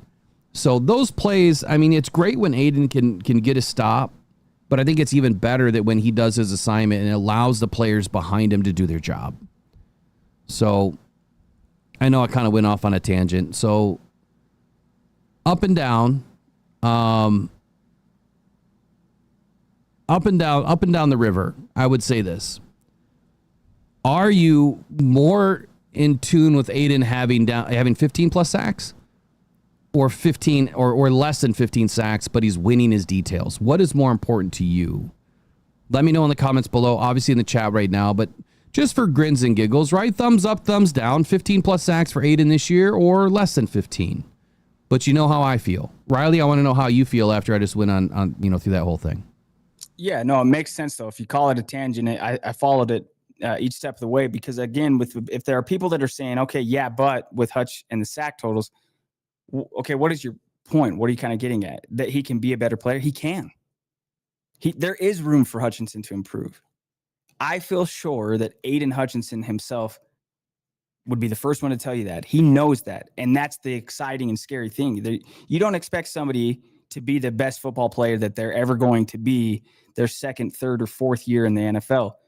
A lot of guys don't make it past 3 years. We know that. But a guy like Hutchinson, there's no reason to expect, even after coming back from this injury, that he wouldn't or couldn't have the best season of his career. It's got to be whatever it takes to win football games. Would he be happy with 15 sacks? I'm sure that he would. But the biggest thing for Hutchinson, the biggest thing for this Detroit Lions team needs to be the win number. How many games are you winning? Well, yeah, I mean, again, we'll go back to the first thing I said. You can have 6 sacks in a game or 5 sacks in a game, and that's crazy. But did you win the game? Now, I remember specifically, what game was it? I'm going to have to come back to this because my memory escapes me. But Aidan had like 3.5 sacks or something in a game that we lost. Right? So the sacks didn't help. Yeah, and I'm not going to go deep off into the edge today and go into my whole diatribe about the other side. But I did see a comment in the chat that said, yeah, 15 is good, but we need someone to have 10 plus on the other side. And I will say, no, we don't. What we need is a committee. And that's the way it's always been in the NFL. You need a committee of rotation. So if you have some guys with 3 sacks and some guys with 5 sacks, you need a committee. Everybody needs to win. You don't need one guy. Because if you have one guy and you sink all your eggs in that basket and that guy gets injured, well, there goes your season, you would think, right? That's what a lot of fans thought last year. Well, there goes our season. Aidan's done. I came back every week and said, wait a second. We've got plenty of depth. Just like I said in training camp, we got plenty of depth. We're going to be all right. And we kept winning football games week after week after week to the tune of 15-2. So if we just had one guy and we spent all that money on one guy and they're both injured, now we have no guys. But if you have really good depth like we do, and everyone is able to affect the pocket and get after the quarterback and maintain pressure, you're now winning the game of life because you're deep behind your star players. That's what, I mean, that proved my point last year. I think that the depth is what helped us win. Now, at some point, you're going to run out of options, right? The injuries just mounted to the point of 18 defensive guys on IR at one point in the season. And I want to say we had 8 guys, 8 or 9 starters still on IR against the Commanders. We had nobody, right? And that was a bad plan anyway. I don't ever want to, hear people claiming that the Washington Commanders game is the culmination of that loss is because we didn't have somebody on the right side. We didn't have anybody on any side. Right. We are into our 7th and 8th defensive end off the street and converting defensive tackles to defensive ends in Josh Pascal, which he's always been a hybrid anyway. So I know that there's certain people out there that run their mouth about this whole thing, and they're wrong. They're flat out wrong. They've always been wrong. And I think that the win total last year proves that. The fact that the Lions finished 3rd in pressure last year proves that. Now, we didn't finish 3rd in pressure just because of week 6. We finished 3rd in pressure because we continued to maintain the pressure and manufacture the pressure from week 7 on. Mm-hmm. So, all right, I'll end that. Aidan Hutchinson, is he going to have a better season this year? I hope so. But I don't want to set up the fan base to lose. If the guy's 80% of what he was last year, as long as he's winning his assignments, he's going to be just fine. He does not need 15 plus sacks to help this team win. Just his presence on the field makes this team substantially better. Just him being out there. So it's exciting to see. I do believe, yeah, you can have a great fluke. You can have a fluke of a game. You can have an anomaly. After 18 games, I always believe, and if you're in the general managing chair, if you have to believe you are what your record says you are. I believe that in sports. The Lions were a 15-win team, third in pressure rates, regardless of whatever's happening on the IRs and the roster. You are what your record says you are, and that's a great thing for the Lions. They're a really good football team. Now it resets your 0-0, but that's why we're all here. That's why we're tuned in, because we don't know what the next chapter of this book is, but we have a good idea what we certainly know what we want it to be. Okay, so Carol Besh just brought something up in the chat about an article that said something about drive killers, about sacks being drive killers. So I don't know what article that is, but I mean, I could kind of walk through why that is, or why, people think that. Now, there is plenty of reason to believe that sacks do help. Like, I'm not saying that sacks don't help. I'm not saying that they're not needed, but I would say go look at an entire season for just about any team last year. How many times did a sack end a drive? So I would say where the sack happens matters most, right? If it's 3rd and 8 and you get a sack and it's now 4th and 15 or 4th and 13, assuming you drop them for negative yardage and they're outside of field goal range, when now in today's NFL, they might be going for it anyway. So I would say that landscape has now changed, right? Now teams are going to, Dan Campbell goes for it all the time. Inside the 50, he's going for it. He doesn't care what it's 4th and whatever. He doesn't care. If he's outside of field goal range, he's going to go. There's no sense to punt it. But yes, sacks can be drive killers if they're happening on 3rd and 4th down. They're not a drive killer on 1st down. But yeah, if you do put a team, now at 2nd and 20 or 2nd and 15, they're going to probably have to pass the ball. The Lions generally run the ball, it seems like, and then they pass the ball on 3rd down. So if you're having to put up the ball, more through the air, that could lead to another sack. And then, yes, that could be a drive killer. But my point is this: how many of those happened last year? How many of those drive killers happened for each team? Not many. And what I will tell you is when the Lions were, they had teams that, was it the Cowboys? You're going to have to remind me here. Was it the Cowboys where they were inside the 20 and I think they ended up getting a 1st down because of a penalty, and then they were at like the 5-yard line, and the Lions, out of 8 potential drives or 8 potential snaps, stopped them on every single play, and they didn't have one sack. Not one. And they shut them down at the goal line. 8 snaps in a row and took the ball over. Do you remember which game that was? I don't, and this kills me because I swear whenever I'm listening and I'm not on the show and you guys are trying to remember a player's name or a game or something, I'm shouting it out in my car. And let me see if I can Google this and see. I do kind of remember what you're talking about with the drive, but I can't remember the opponent. I think it was the Cowboys game. And we're going to do some reviews of the games anyway. Michael Williams says, awesome to be talking Lions this early. First time popping in. Well, guess what, Mr. Williams? We've been talking about Lions 365, man. Each and every day, or at least Monday through Friday, 8 to 10 a.m. Tuesdays and Thursday nights. Sometime after 6 p.m. I usually start. But yeah, let's flesh out why, Carol Besh says that sacks are drive killers. So if I'm going to run through this, I'd say, sacks are often referred to as drive killers in the NFL, and it's because, they can significantly decrease the likelihood of an offensive drive resulting in points. So when a quarterback is sacked, it typically leads to a loss of yards, which can then push the offense further from scoring position.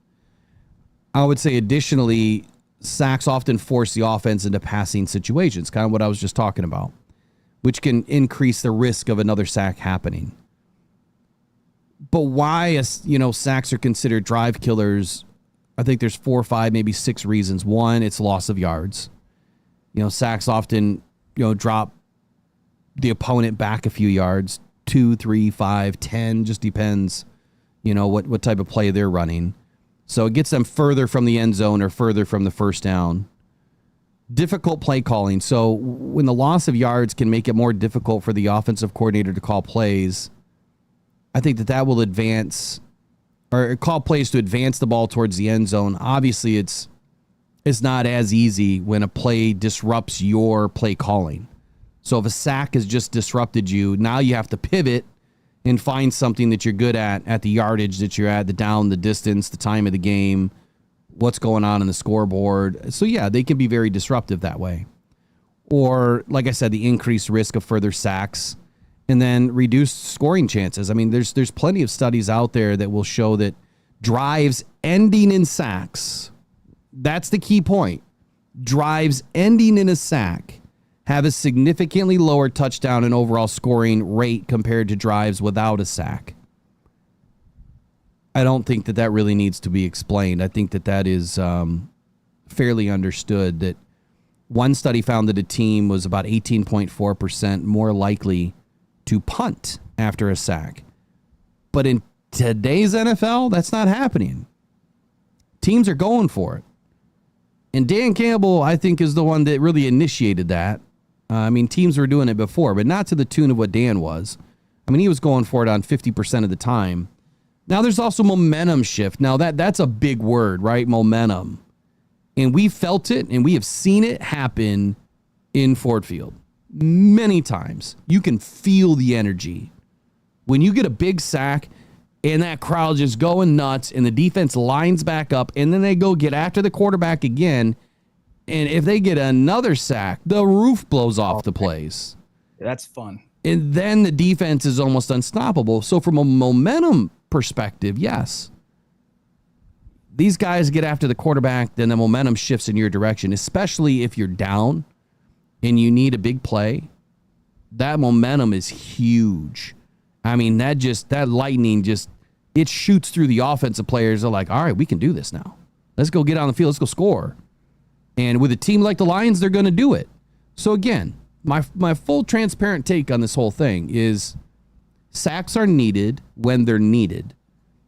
Sacks on certain downs are more important than first downs, right? So a third down sack and a fourth down sack carries way more weight than a first down sack. A first down sack could put the team in more of a passing situation, which obviously, if your back end is really good, that can help you. But again, I would say that if you look at the major plays throughout a season, think about it in terms of this. 1,000 defensive plays last year. And on his best year, Aidan has 12 sacks so far. That means that there was 12 plays out of 1,000 that could have been momentum changers, that could have been difference makers in a game. 12. What is that? 0.012%? Yeah. So it's not a lot. But given the situation, it just depends on when it happens in the game. TFLs, on the other hand, if you're now sacking the quarterback, but you're also getting as much or more TFLs, that is what affects the game, because the TFLs are from downs 2 to 4. Right? Or 1 to 4, right? And every down, TFLs can happen. And they can happen with more players than just the quarterback. Now, a TFL on a quarterback is called a sack, but a sack on a running back and a wide receiver and a tight end is called a TFL. So you have more opportunity to get a TFL than you do a sack, if that makes sense. So that's where I'll leave it. Carol, thank you for bringing that up. Either way, obviously we want to see the guys win. But again, I don't care about sack numbers. I care about the win total and what you have to do to get there. So after saying all that, Riley, now that I didn't want to talk about all that today, but I did. What are your thoughts now? Yeah, and I like what Art Vanderlei says. Put it simply, I just want to see our defense not give up so many big plays. Our man-to-man defense really puts a lot of pressure on our secondary. It does, but we kind of went into this yesterday too, going over the secondary room. If I'm banking on a secondary room to have and handle the responsibility, I feel pretty comfortable with who the Lions have. But yeah, it's going to be, we'll see, man. We'll see what it looks like this year with how the games start to unfold. Don't expect as many Lions blowouts, but I do expect a bunch of wins. We'll get into the exact total, but however it takes, I think we're on the same page there, and I think most of us are in the room here. Just win these games, whatever it takes. I don't care what the stat, what the box score looks like. Just win. Okay, so next up, there was an article, Riley, it's listed in green there. It says Dan Campbell reveals one thing that college players can do to get taken off of the Lions draft board. Eric brought this up yesterday, but since he's off until next week, I wanted to bring it to light today. Hey, do we have I don't know if the audio would still work because there was a second clip there on Laporta just kind of talking about the offense, but I think we've kind of talked about it. So, but I don't know if there was, it's about another 2-minute clip. Of Jim Rome? On Rome. Yeah. Yeah, I only saw the one. Well, maybe there is two, but there's some parentheses there that probably threw me off. Oh, sorry, that's my fault. I was trying to differentiate. One of them's about Hutch, and then the second one there, he's talking about the offense. I think he's got some good comments in there, but I don't know if it's as easy to cue that up. If not, that's not a big problem. We can. So make sure look at the sheet when we're done today, and I'll show you how to put that in there. Okay. But anyway, moving forward. So this Athlon, is that who wrote this? Athlon Sports. John Vaccaro said that Dan Campbell reveals one thing that college players can do to get taken off of their draft board. I'm just going to ask you guys right away, obviously in the chat right now and in the comments later, what do you think that one thing would be? Riley, did you read the article yet? I did. Okay, well, I guess don't give it away, but if you just saw this, I mean, maybe what would be the first thing that would come to your mind? Just the first thing that would come to mind would probably be somebody that's been suspended a couple of times, obviously had some, run-ins with the law, anything like that, anything related to, bad attitude, not taking and being open to coaching. I think that you're kind of hitting the nail there. So the one thing that I learned at a very young age, especially in sales, is if you're not likable, if you're not coachable, you're not an employee, right?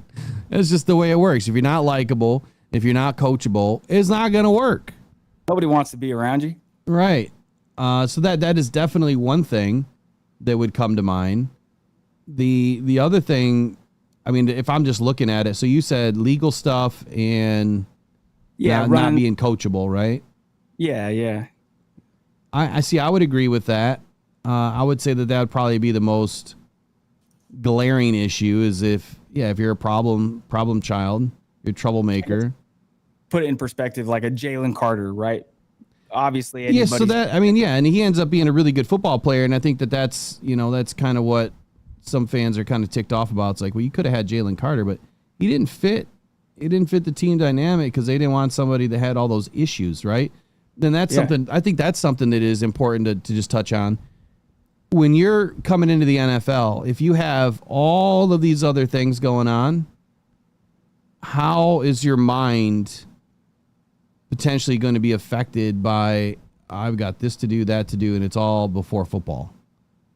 These Dan Campbell and Brad Holmes want you to be focused on football. Nothing else. No outside noise. So it makes sense as to why we wouldn't take a guy like Carter, simply because he was going to have a lot more noise in his life to start his career. Right. Yeah, he's a great football player. That's the thing, right? Talent be damned. Of course, anybody's like, oh, well, yeah, no. Obviously, a player that's getting suspended or getting arrested, whatever, yeah, that's going to be a red flag. But I think in the case of the Lions in particular, it's an extra so. Now, give Jalen Carter credit because he went in and give Philadelphia credit. That was probably the perfect situation for him. He goes in, he's a really good player on a team but Jalen Carter going to a team not Philadelphia maybe doesn't pan out as well, right? Yeah, so this article by Athlon Sports says that Dan Campbell reveals one thing that college players can do to get taken off of the Lions draft board. I tried to bring it in. Hopefully it doesn't get all cut off here. So it says Campbell wants grinders and guys who are ready to compete at a high level. With the standard set, Campbell's thoughts on the college players he is looking to avoid shouldn't come as a big surprise. Okay, so he wants guys that are grinders that can compete at a high level. All right, I get that. Moving down, it says, during a recent appearance on the Liucci cast, Dan Campbell revealed that college players who have transferred multiple times are being taken off the Lions board. Now, this one kind of threw me a little bit because I'm thinking, why does transferring matter? And then I had the aha moment. But let's listen to what Dan Campbell said, or let's read what Dan Campbell said. He says, this doesn't look like it's going my way, and I don't think I'm going to start. I'm just leaving. And then you go to the next place, and then it looks like it may not be going where you want to go, okay? And then I'm going to leave that school too, or I'm leaving this spring to go somewhere else. Well, we don't want those guys. I mean, you're looking at guys that transfer 2 or 3 times. Like, to me, you're scared of competition. So I don't want to say with every one of them, but we just get them off the board. It's not worth it. When I read that, and I'm thinking, wow, if you're transferring, which is commonplace now in college, these guys are transferring a ton. You're not a Detroit Lion from day one. Dan feels that you're scared of competition because you're not working your butt off to be able to leapfrog the guy that's in front of you. If someone's in front of you, that's your fault, right? You need to work harder. Now, if something's not going right on the team, it's probably a different situation that could be explained. But here's the thing. You're not even going to get a chance to explain it. You might be at the combine. They may take a visit with you, and you might get a chance to explain it. But after reading this, I think that that's going to be more and more less the reality. You're not even going to get an opportunity with the Lions to explain it.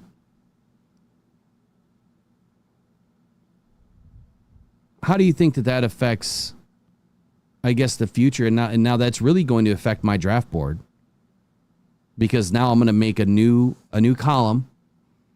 It's going to be called transfers. How many times have they transferred? If they've transferred more than twice, they're going to be dropping to an immediate 50% or less opportunity. They're going to be dropping to the bottom of my board for the Lions. Absolutely. I think that formula makes sense. And I like that Dan Campbell says it's not, he said, I don't want to say with every one of them, because they're certainly going to peel it back. They're going to look into the reasoning why. Some of these guys now are going to transfer because they're playing at a smaller school, they perform well, and another bigger school comes and offers them a spot. But you look at a guy like Tyleik Williams, who the Lions just took first with their first round pick this year. Okay, you went to Ohio State. Probably not a reason to leave. If you're a high recruit and you're starting at Ohio State, you got a shot to go to the NFL for sure. You look at Isaac Tesla, started at Hillsdale, then he goes to Arkansas, right? So it's not obviously just to say, and you just said, if they transferred more than twice, right? You're going to look into the reasoning why. But some of these guys are going to get transferring now with NIL because a team comes and offers them some astronomical amount of money. But certainly that's not going to be hard for Brad Holmes and Dan Campbell to decipher. Did this guy leave for a bigger, better opportunity, or did he leave because he wasn't a starter every week? And then it's not that hard to look at a situation and say, okay, well, he left because he just said, well, all right, they don't want to guarantee me a spot. I'll just go somewhere else. That's very telling about a player, about his character, and about his mindset. Every year you see guys that are undrafted that make it into the NFL, and you think, how does that happen? It's because those guys are proven over time that they have the elite mentality, right? You say it all the time. Well, 90% of these guys, all the elite of the elite physically. Mm-hmm. But the guys that have the strongest mindset, like a Amon-Ra St. Brown, 4th round pick, how does that guy not go in the 1st round? Well, he knew he was a 1st round player the whole way through, but okay. Goes the 4th round, sticks his nose to puts all the work in, gets everything done, and then finds his niche, and he never has relinquished that spot. So those are the players that obviously, if you stick it out and you show some grit, you show some patience, you show some humility. At the same time, by doing that, you're showing a ton of confidence in yourself and your ability. That's something that is going to catch the attention of Brad Holmes and Dan Campbell.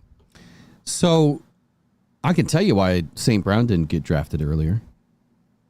I highlighted this, I don't know, a month and a half ago, 2 months ago, and probably last year and the year before. A lot of scouts knew and thought, this is a slot guy. This is a slot receiver. And then USC started putting him out wide. And it wasn't going well. It was not going well for Amon-Ra St. Brown. And that's why he dropped. And his speed.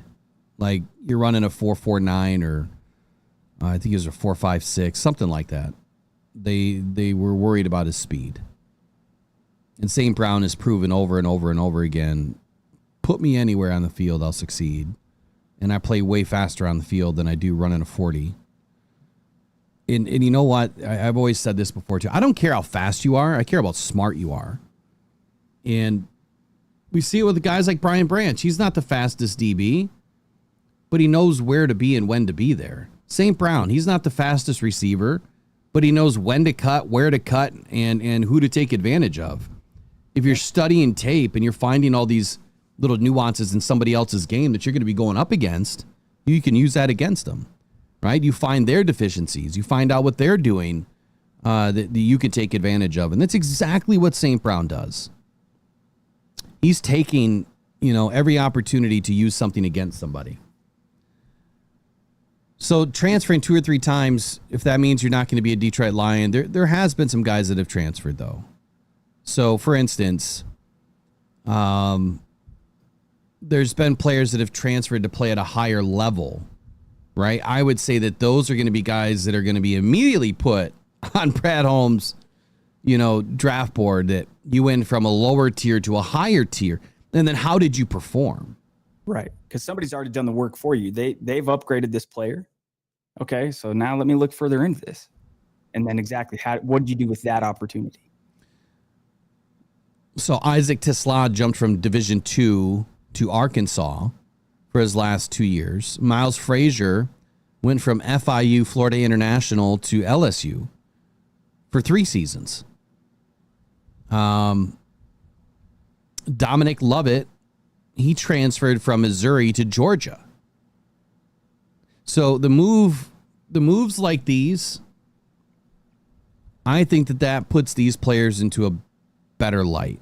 It's showing that they're not afraid. They're not going to back down. And then, we played pretty well, too. Now, Isaac Tisla's numbers didn't jump off the page, but again, his quarterback, not the greatest, and maybe that offensive scheme, not the greatest to utilize, how good Isaac Tisla really is and can be. It's another question. Do you see Isaac Tisla being another St. Brown? Just another diamond in the rough that Brad Holmes somehow find and plucked? I mean, he went up and really got him, but what do you think? Well, that's a great question. I'm glad you asked. When I think of Isaac Tisla, the thing that comes to mind is Brad Holmes' comment. He said, this was my favorite receiver in this whole draft. He clarifies, I'm not saying he's the best, but he was my favorite. Man, you'd love to ask Brad Holmes, like, okay, why? Give him some truth serum and say, why is this guy your favorite?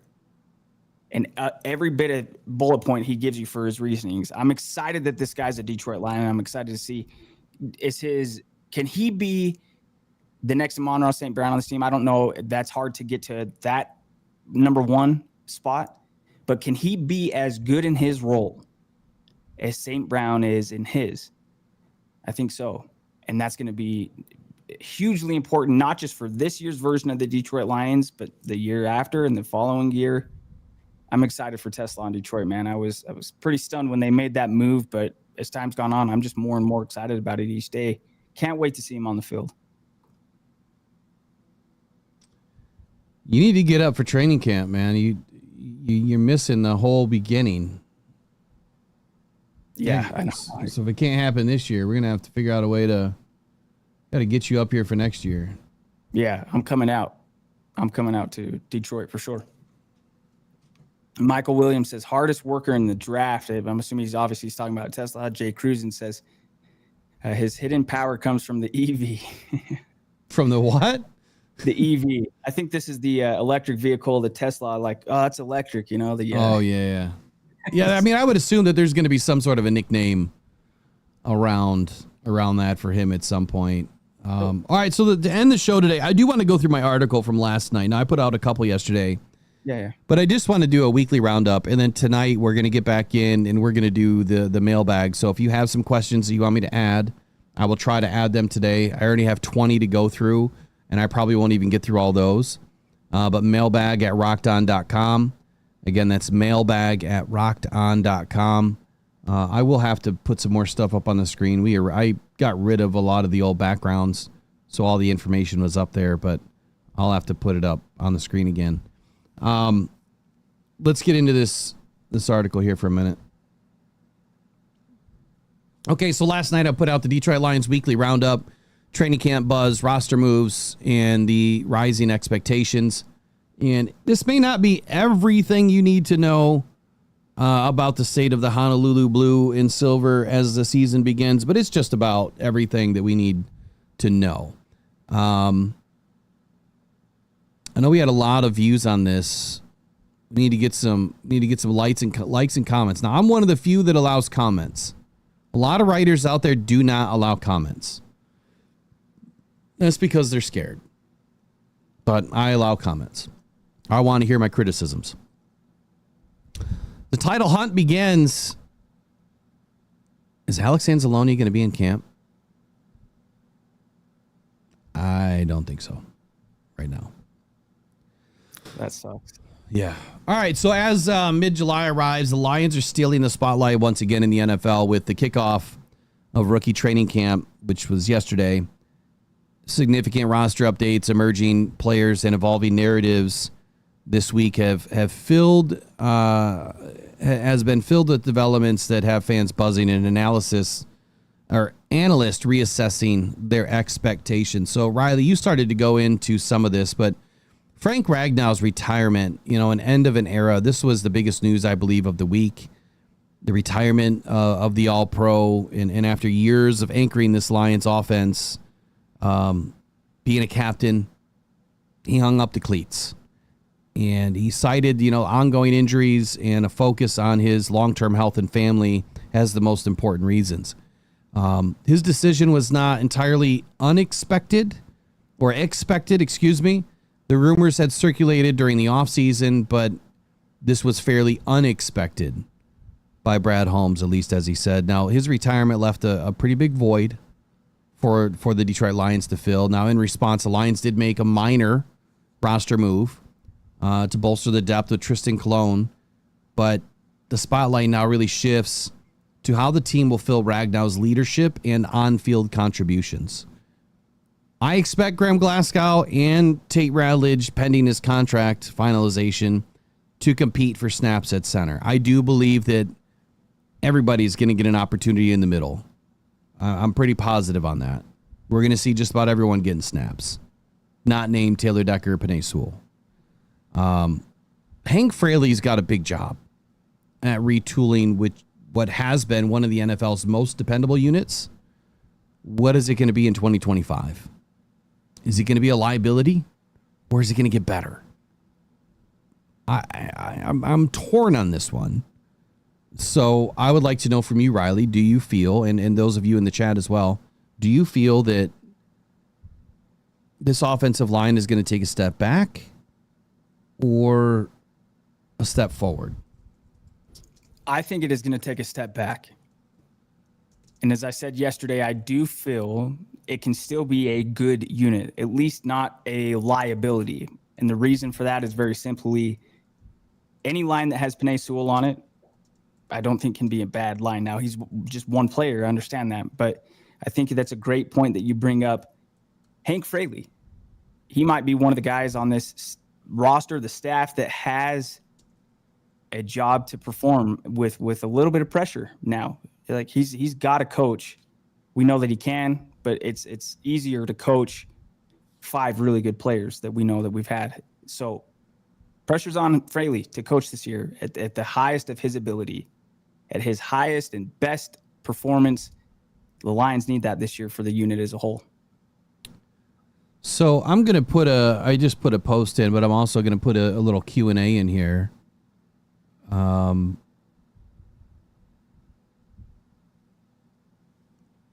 Thumbs up, thumbs down. You know how we do it here. Thumbs up, thumbs down.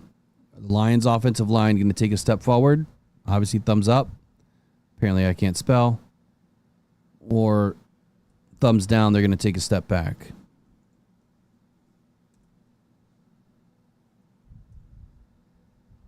Trace with the thumbs up. So the next part of this article, Lions elite, man, earning some league-wide respect. Now, we went through this yesterday, too. That, what did I write? We had, 9 guys in the top 10 of their position group. 9, and 5 in the top 5. So 5 out of those 9 in the top 5, but 9 in the top 10. And so I'm going to go back to what we were talking about earlier with Aidan Hutchinson in defensive end. This is where I get really bad heartburn with Lions fans. And I think that they're the same old Lions fans. I think they're the SOLF, right? SOL. Because I can't imagine that people wouldn't understand this about the team. Tell me another GM and another team right now that has 9 players in the top 10 of their position group and 5 in the top 5. Tell me another team. Throwing Brad Holmes under the bus and saying that we need another defensive end that is drafted in the first round or is $35 million a year is blasphemy. This dude has given us a team that we've never seen before, ever, in Detroit. We've had some great years, right? Barry Sanders, some elite players, Calvin Johnson, Matthew Stafford. But never have we ever had a team like this. So for all of what I consider to be boneheads saying Brad Holmes is making mistakes and he's not doing enough to help this team out because he didn't bring in another defensive end, who do you want to kick off the team then? Which one of these top 9 do you want to kick off the team? Because that's what would essentially have to happen. I know you don't think that, but that's exactly what's going to happen if a move like that did happen. So despite the roster shakeup, Detroit's top talent continues to gain national acclaim. Wide receiver Amon-Ra St. Brown has ascended to ESPN's top 10 wide receiver list, with coaches and scouts praising his route running, toughness, and production. St. Brown's rise from a day 3 pick to an elite receiver is one of the league's best stories. Hands down, one of the best stories in the league. Obviously, our QB, Mr. 1-6, Jared Goff, he cracked the top 10 QB list, which I think he should be in the top 6 at least. I always think he's a top 5, but top 6 for sure. In a list, in a survey of NFL coaches and executives, Goff's steady hand, his leadership, his execution have solidified his role as a cornerstone of the Lions' resurgence. Now, tight end Sam Laporta and running back Jahmyr Gibbs have also garnered recognition, with Gibbs having one of the best seasons for a running back in Lions history after a promising rookie season. Sam Laporta ranked the best at his position, following up an impressive rookie season with an equally impressive and gritty second season riddled with injury. And what I meant by that is he was pretty banged up through about week 6, week 7, as we learned later on, and he still had a pretty good year in year 2. Brian Branch, Kirby Joseph, they both landed in ESPN's top 5, affirming what the Lions fans have long known. The Detroit secondary has transformed from a weakness into what is a formidable strength. I see nothing but great things happening for this team this year. I think it's going to be tough. I don't think the road is going to be as clear at times, but I think we got some great things coming. Thoughts on this section, Riley, and then if you want to take over the next section there. Yeah, absolutely. I like what you just said too. Look, I mean, Brad Holmes is the great thing is if you sit back and look at all these players that are on this roster, they're all players that he's acquired. And if you've got a 5-car garage and you're looking at the 6th car that you don't have, but I really want it. Okay, you're gonna have to get rid of one of the 5 that's in there already. No, I won't. You will, because there's only a certain amount of room. Hold on, Riley. I love this analogy. I love it because what you're saying is if your garage is only 5 stalls and you want that 6th sports car, you can't have it because you got to get a car out of the garage and you got to sell it. Well, not according to these Lions fans. You're gonna build a new garage. Yeah. That is now gonna house 10 cars. And you're just going to fill it with the most expensive cars you can find. That's what these other Lions fans think. That's how it works. We're just going to fill the garage. And you know what that's going to do? That's going to be Matt Millen and Bob Quinn. That's what those GMs would do. They wouldn't just sell one and bring in another. Nope, they're going to add on a whole story to their garage and just fill it full of Lamborghinis. And then the next year, lose everybody, and then the garage is empty because you can't afford it. Yeah. And then you're Will Smith and the Fresh Prince of Bel-Air gif or whatever it is. He's looking around. He's the only one in the room. Where'd everybody go? Yeah, it kind of leads into, there's a section here you're talking about, with the chemistry here of the team. That's what's so crazy. If you're Brad Holmes, you just sit back and look, and he wouldn't do this because he's not arrogant, but he's just looking at it and just say, man, I put together a great team. Now they just got to go win the Super Bowl, and I think that they can get it done this year. But training camp storylines, another that you've highlighted is competition and chemistry. With training camp set to open, several storylines are dominating the local and national conversation. Wide receiver battles. Veteran Tim Patrick faces stiff competition from rookie Isaac Tesla, who is already turning heads with his size, hands, and football IQ. With Jameson Williams' contract situation set to next year, some view this as an unresolved and a potential holdout looming. Will Rock does not believe the hype, but the door is open for a young receiver to seize a significant role should that happen. Now, Khalif Raymond will also have his hands full as Dominic Lovett has the quickest feet in Motown, which says a lot, and a 4.440 time to boot. Will's expecting Lovett to get his first real opportunity on special teams.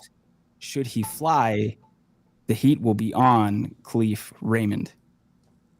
Yeah, so simply saying in here, when I say that Williams' contract situation is set to next year, I saw something pop out yesterday that they're, obviously it's Click City. It's not just list season, it's Click City or Click season. Trying to say that Jameson Williams is going to be a holdout. Banking on the fact that Tate Ratledge is holding out. This idiot is now pumping stuff saying that Jameson Williams is going to hold out. Click season, apparently. Like, are we getting real here? Like, there's been nothing said about Jameson Williams holding out. Ever. The dude's not holding out. We'll see him on Saturday. Mm-hmm. He just signed he's got a 5th-year extension or a 5th-year. The Lions picked up his 5th-year option. Yeah. This 15.7 million or whatever it is, the dude's not going to waste that. He just got everything fully guaranteed. Where he didn't have any guaranteed money because he lost it after the suspension. Now this year and next year is fully guaranteed. Why would he hold out? You look at his trajectory, right? Your first year is coming off an injury, then he was suspended, and then finally has a great successful season with the team. Could you imagine this year he goes, what can I do this time? Oh, you know what? I'm gonna hold out. That's what I'm gonna do. Wait till they get a load of this. Why would he do that? In fact, some of the reports we were hearing before was that an extension was imminent. So where's the truth here, right? Well, it's right here because I think that we try to tell the truth as much as the truth is given to us, and as much research as we try to do. We try to give you the truth about what's going on. Now, a lot of this is hardline opinions too, but I make sure to let people know that, the difference between an opinion and truth is someone telling you what the difference is. Now, the offensive line rebuild, I think that replacing Ragnow is the top priority.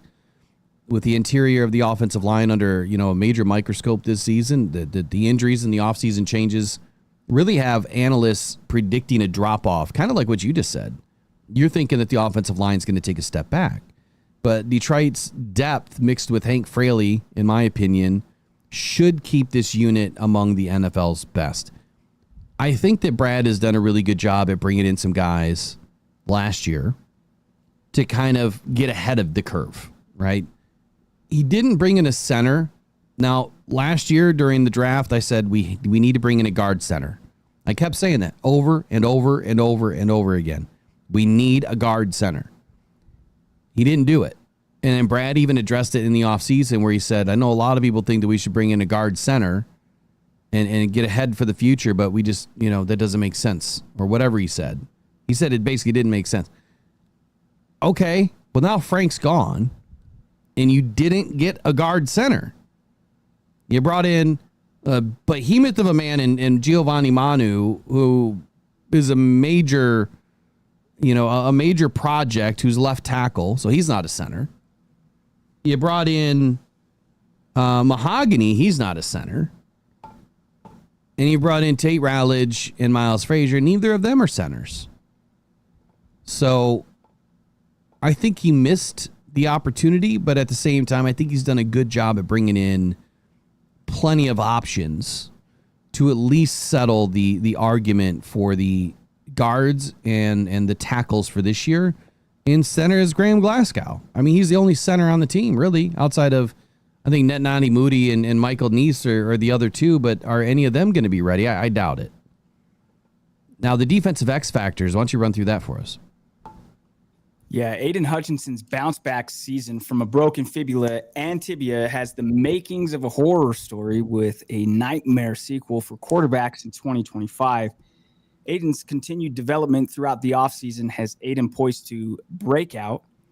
The emergence of Branch and Joseph in 2024 was special. Now, this tandem alone could push the defense from good enough to game-changing. I like that. The nightmare sequel. You see what I did there? That I think that, him coming back is the makings of a horror story for quarterbacks. And the sequel is going to be a nightmare that they're going to have to relive every night when they get home and get tucked into bed. All they're going to see is Aidan Hutchinson on their mind. Caleb Williams comes to mind, getting into bed and then doing his crying. Oh, my God. I can't wait to see Aidan make Caleb cry this year. Coaching continuity and culture, man, it's a big part of why we're here. And I think Dan Campbell's bond with Detroit remains a major story. It's never going to die young, as they say. 2 weeks ago, I discussed the potential for Dan Campbell to leave Detroit to go back home after winning the Super Bowl in Detroit. Then, in fitting fashion, Dan Campbell appeared in multiple interviews this week. He was asked pointedly if he wanted to coach elsewhere, and Dan Campbell reiterated his loyalty to the city and the team, calling Detroit his dream fit, and expressing no desire to leave. That stability at the top is fueling optimism throughout the organization and the fan base. I found it enlightening that he's talking about this after, I say what I say, and I always joke when I say someone must be listening. We have no idea who's heard what, but I highly doubt really highly doubt that came about because of something I said or wrote. Just having fun with it. Off the field, man, family fun and family fans and fun. It's not all X's and O's for the Lions this year. We've had weddings. Hutchinson got married. I forgot to put that in this article. Jared Goff has a newborn daughter. Just heartwarming moments, things that you can have a real moment, to understand that these guys are human too, right? They're family guys too. The team also released details on training camp tickets. Obviously, fans were eager to pack the stands this year. The buzz around this team is palpable, and the city's sports culture is thriving in every direction you turn. Dan Campbell's recent comments about the Detroit's loyalty and resilience highlight the pulse for the once city of champions. If you don't know about that, then you better look it up. It's thriving again soon, in my opinion. So I want to say it was back in the 30s, 40s. Detroit the moniker was the city of champions. Everybody was winning, right? All the sports teams were doing well. And I think that's going to come back. And I think it'll come back by this season. My final take, look, this week is a microcosm of what it means to be a Lions fan in 2025. Hope, pride, touch of anxiety. Frank Ragnow's retirement stings, but it's a reminder of the physical and emotional toll that this game takes. I salute Ragnow. It is a reminder. I salute Ragnow for everything he gave this city, this team. He will be missed, but his legacy is secure in Detroit. On the field, I love the respect our core players are getting across the league. Goff, St. Brown, Laporta, Gibbs, Branch, Hutchinson, Joseph, McNeil, Reeder, Campbell, Reed, even DJ Reed and others. They are among the NFL's elite. So there's some players that were not talked about. McNeil, Reeder, Campbell, Reed. They were not talked about. But I think it's a testament to Brad Holmes' vision and Dan Campbell's culture, being able to bring these guys together. Tell me in the league where there's another roster that is this stacked. I will wait. I'm still waiting for someone to tell me. The Detroit Lions have assembled a squad boasting 9 players ranked in the top 10 at their respective positions, with 5 of those elite talents cracking the top 5. This is unprecedented, and for the first time in living memory, the NFL, or the entire NFL landscape, is circling Detroit on their calendars in back-to-back seasons. The 2025 training camp will be a dogfight, and I will have my eyes glued on the edge rusher rotation, the wide receiver depth, and the fierce battles along the offensive line.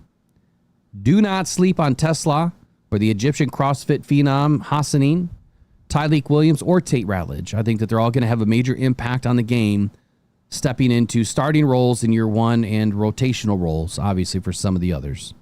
Bottom line, the Lions are no longer the league's perennial punchline. National media outlets are expecting the Lions to perform, and for those in the media still doubting, the One Pride Nation will be hunting you down in your city very soon. And I believe that. We're coming, man. We always show up. I know you got to get rolling, don't you? Yeah, we're good, though. We're good.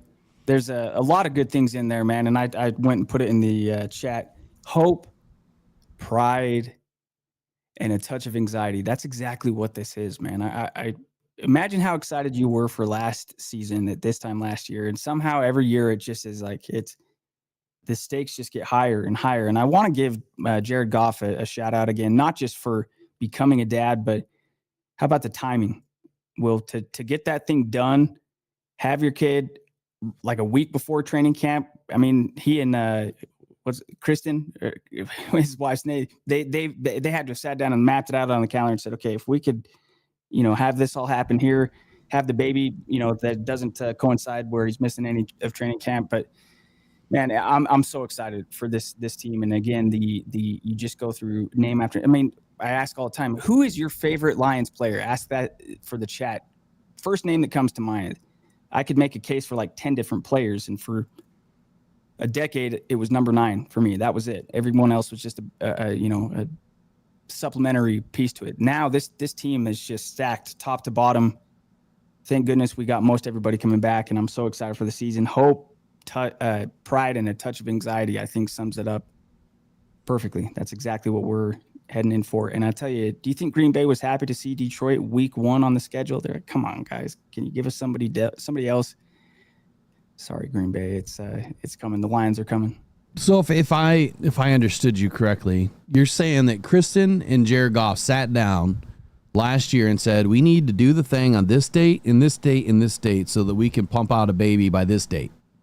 I think so. I mean, otherwise he's just got remarkable timing. But I think that they probably went into it and said, if we could conceive on, whatever, because, 9 months and then we'll just time. And and then we'll probably have this kid, middle of July, and then boom, I'll get into training camp. And it's just a good game planning and strategy from the Goffs. The one question that I have, and I'll leave it with this. I've been a new dad twice. I know how many sleepless nights you get and how tough it is. Obviously, the Goffs have plenty of money to be able to hire whoever they need to help them if they should need it. Does anyone expect Jared Goff to have a rough season because he's now a new father and it's going to be taking his attention away, and he's probably going to be at practice and he's probably going to get, messages sent to his phone about what's going on with the child, or, if the baby happens to get sick or having a rough day, and that's going to be on his mind. And you know what I mean? Like, I've been there, done that. And it's always on the front of your mind, especially when you have a newborn. And maybe I'm just I don't know. Maybe I'm too overly anxious. As a new dad, I was always worried. Like, every moment of the day, I was always worried, like, is the baby okay? Is the baby okay? Is the baby okay? And so if I'm at work or whatever, and it's like I'm always constantly worried about what was going on, maybe that's just me, but I'm sure a lot of you went through it too. I hope it doesn't interfere with his ability this year. Did it interfere last year, Riley? Do you think, with Panay Sewell and others that all had new babies? I'm sure. I mean, it's not a surprise that you would express that, because you're the type you look after yours. You care about your people. And I think, it's easy to say, well, yeah, everyone. I don't know that everybody does to the same extent where it's, the well-being of others is at the forefront of your mind all of the time. But I think that the good thing is for Goff, if he does, and I'm sure he will have questions, hey, how do you navigate this? The good thing is you got to have people that you can go to and ask, how do you kind of navigate it? And then you kind of piece it together. But Maureen said the same thing. She says, I hope he's not going to be too tired. But she also followed it up with that he is going to be motivated by the baby girl. So yeah, I think it's a great thing, man. It must be a great feeling. I look forward to that one day, myself, and just it's a great thing. Hopefully it is a strength, although I'm sure there's going to be times where he's going to be driving to practice maybe on fumes and wondering how he's going to get through, but he'll find a way. So real quick, I just want to ask the chat. Well, actually, Detroit Fan Man in the chat said to find, okay, so from this morning, there's a new collusion video by Mike Florio. Riley, if you got to go, I get it. You're good. I went in for a little bit yesterday, so I'm okay. And if anybody, if people say that Brad Holmes didn't take an edge, just remind him he did. He took a rat ledge. Yes. Oh, that is great. Maybe I should go now. So, I don't. That's probably my peak. I don't know if I'm getting better, saying anything better than that. I don't know if that says much, but okay. So I'm not seeing it. Is it on NFL on NBC? What channel was it? A live 13? I see something 13 hours ago on that channel.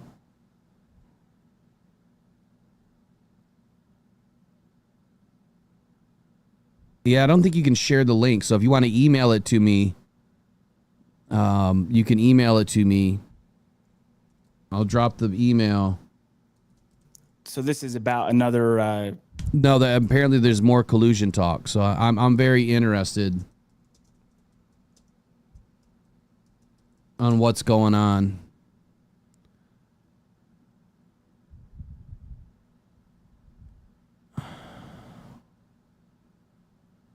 Why is not? I mean, nothing's really even popping up except for yesterday.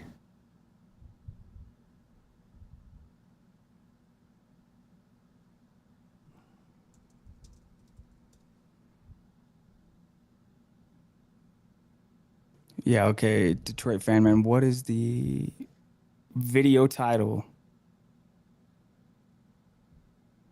Okay, so 2 hours ago, I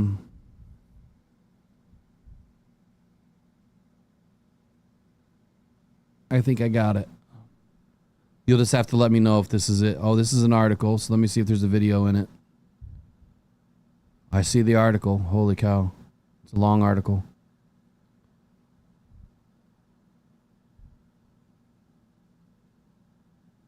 Kind of like mine. I do some pretty long articles at times.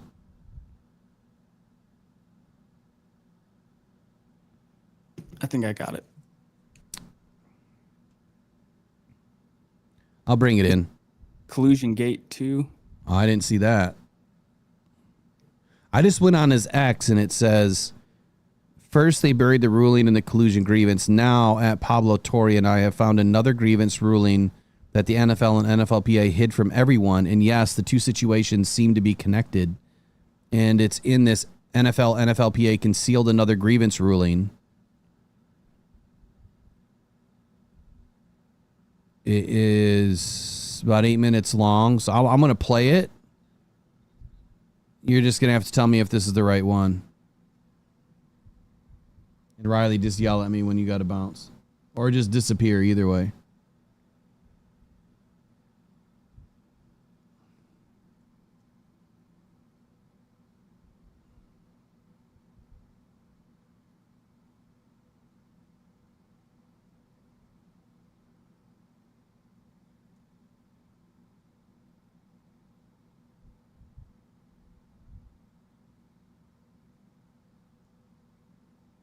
All right, I think this is it. I just got to try to get this thing set up a little bit. I'm going to get this hammered out today. This shouldn't take me this long.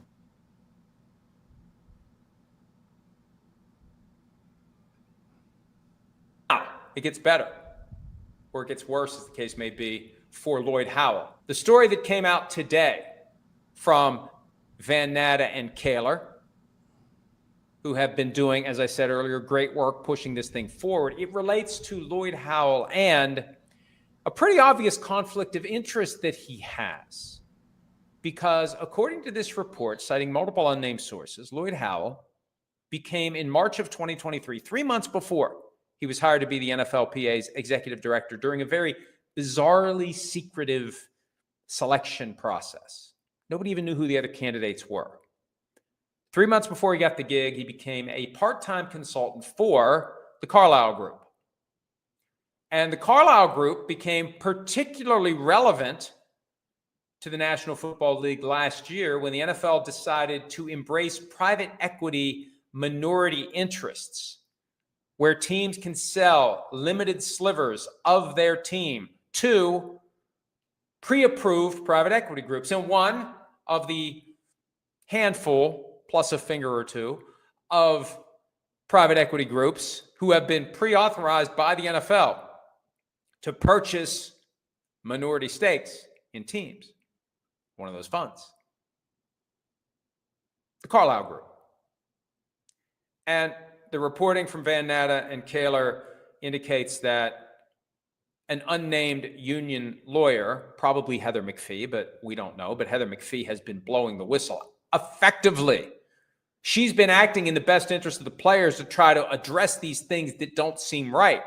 And when you find out that the executive director of the NFLPA, who made $3.6 million in his first year on the job, has a side hustle as a consultant with a company that is now in a position to buy minority interest in NFL teams, it's a conflict of interest. It cannot stand. It cannot last. So, according to the report, the unnamed union lawyer raised the issue with Lloyd Howell and suggested that he resign his part-time employment with the Carlyle Group. And I'm going to pause because I'm just going to go to this other channel.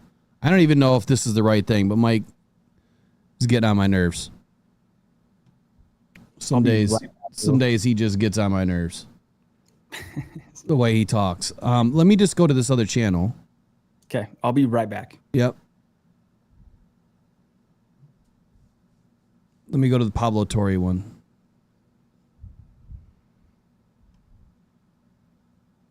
So a little bit of a bonus today, I guess. I've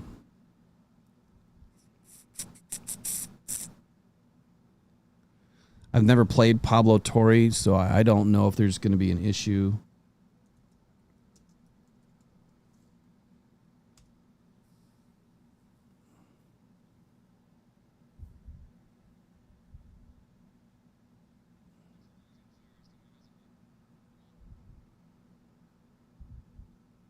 And this guy's got some color in this. Jeez, oh Pete's.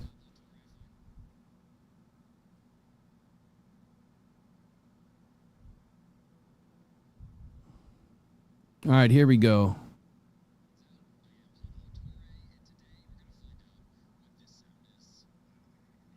Say they were fake injuries.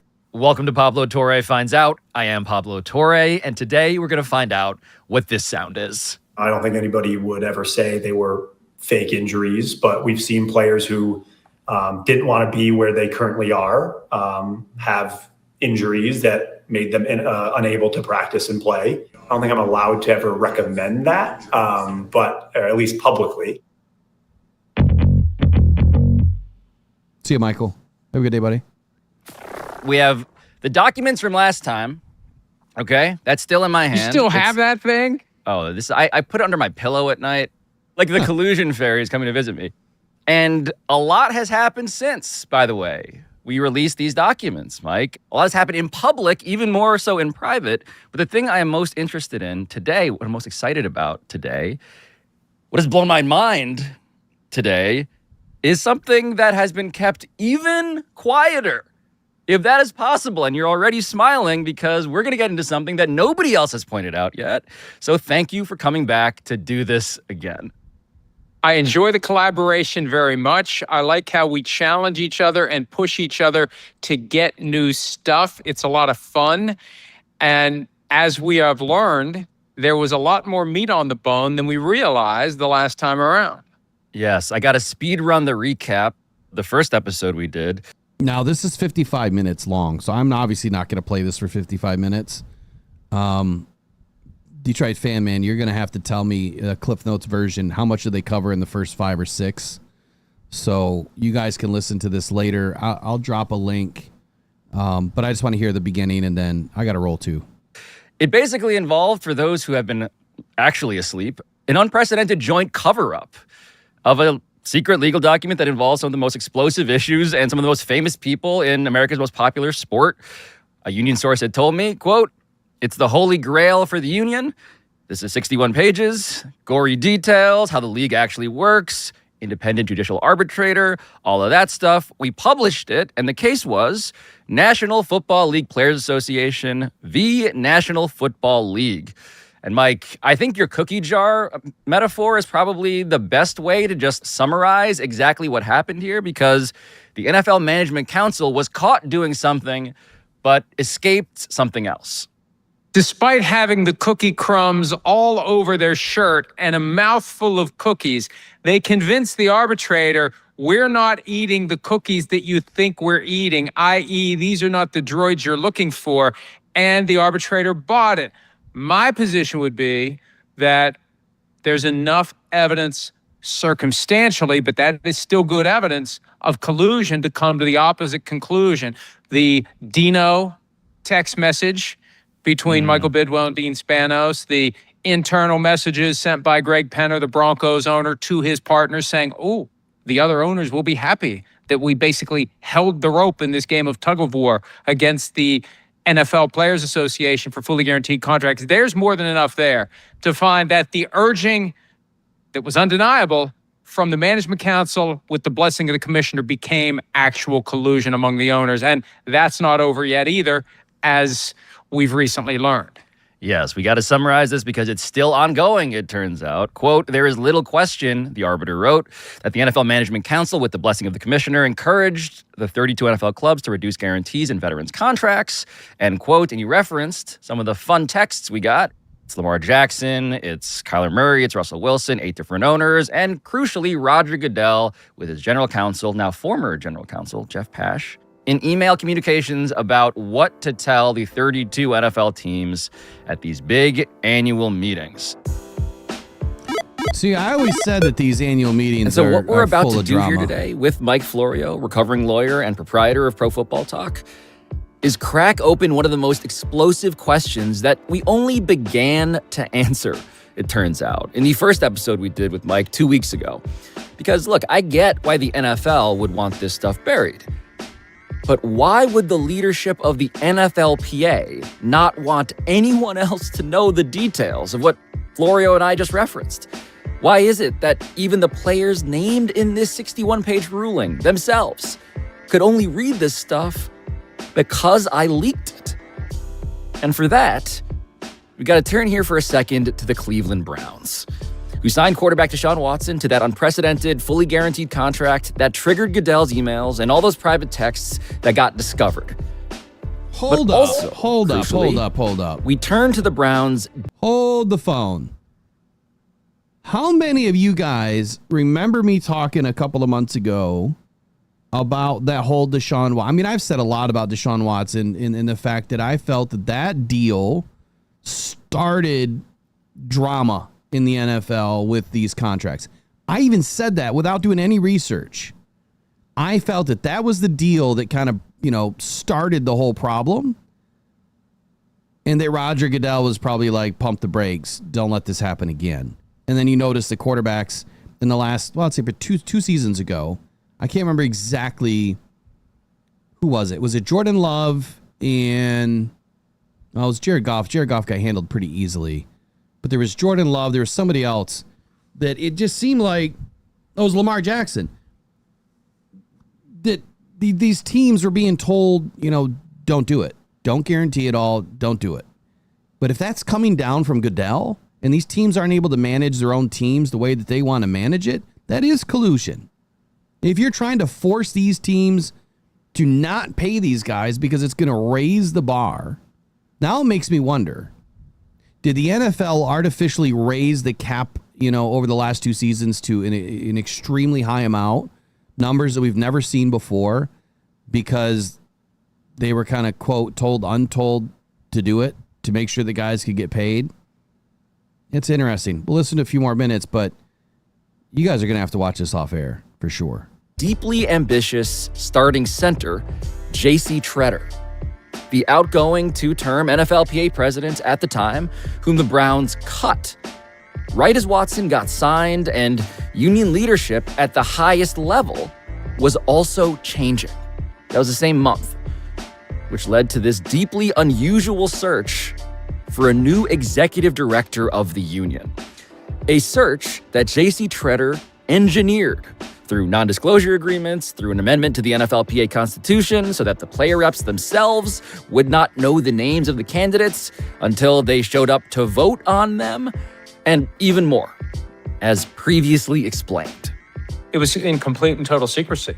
We had no idea who the candidates were. And the stated reason for it was, we don't want the media to try to influence our players, assuming the players are even paying attention. We found out about Lloyd Howell after it was over. So, JC, awesome. It's yours. First off, I want to congratulate Lloyd, our next executive director. The energy these last couple of days has been fun to watch. I haven't been to a union meeting with this amount of happiness, and it really kind of felt like locker room feeling after winning a game. I think that joy and passion. So that was June 2023. In July 2023, the U.S. government settled one of the, quote, largest procurement fraud settlements in history, $377 million, with the big consulting firm Booz Allen, whose CFO during that stretch, as directly described by the whistleblower, happened to be Lloyd Howell, who would proceed to create an executive job at the union that had never existed before, entitled Chief Strategy Officer, which he then gave to J.C. Tretter, setting the stage for the burial of a 61-page ruling. That's exactly where we were. And it feels like there's as much there now as there was when we did it the last time. And shout out, by the way, to Chris Long, former Super Bowl champion, former Walter Payton NFL Man of the Year, like the most trustworthy human among the NFL player constituency. He got that award. He invited me onto his excellent show, the Greenlight Podcast, where my question now becomes, if you were a player right now, Chris Long, and you realized that your union president had done that, what would you think? What would you do? What would you say? If I found out that a major bargaining chip in us getting what we want is being buried to protect one person, I'd say, get this guy the f*** out of here. You know, like, and I got plenty of money. You know, I made my money. But for me, the thing that makes me upset is, and I understand why owners don't want to give guaranteed money. You know, we're like rally cars, bro. We're all going to break. And, you know, the product, you don't want to pay guaranteed money for a product that you know that is going to break and be sitting on the sideline. I get all that from a business standpoint, but this is what we want. And we're not going to get it, it seems like, ever, because now you got a smoking gun that says, hey, they did collude. And the arbiter the arbiter's gaslighting us. The NFLPA is kind of looking the other way.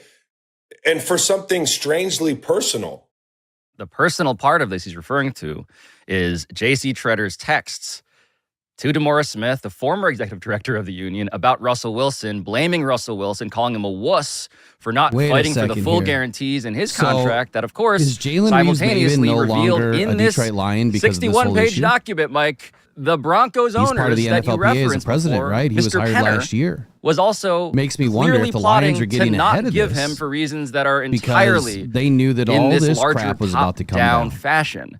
And so that's also bubbling, is that players, former and current, are beginning to take notice of, wait a minute, who is in charge here today?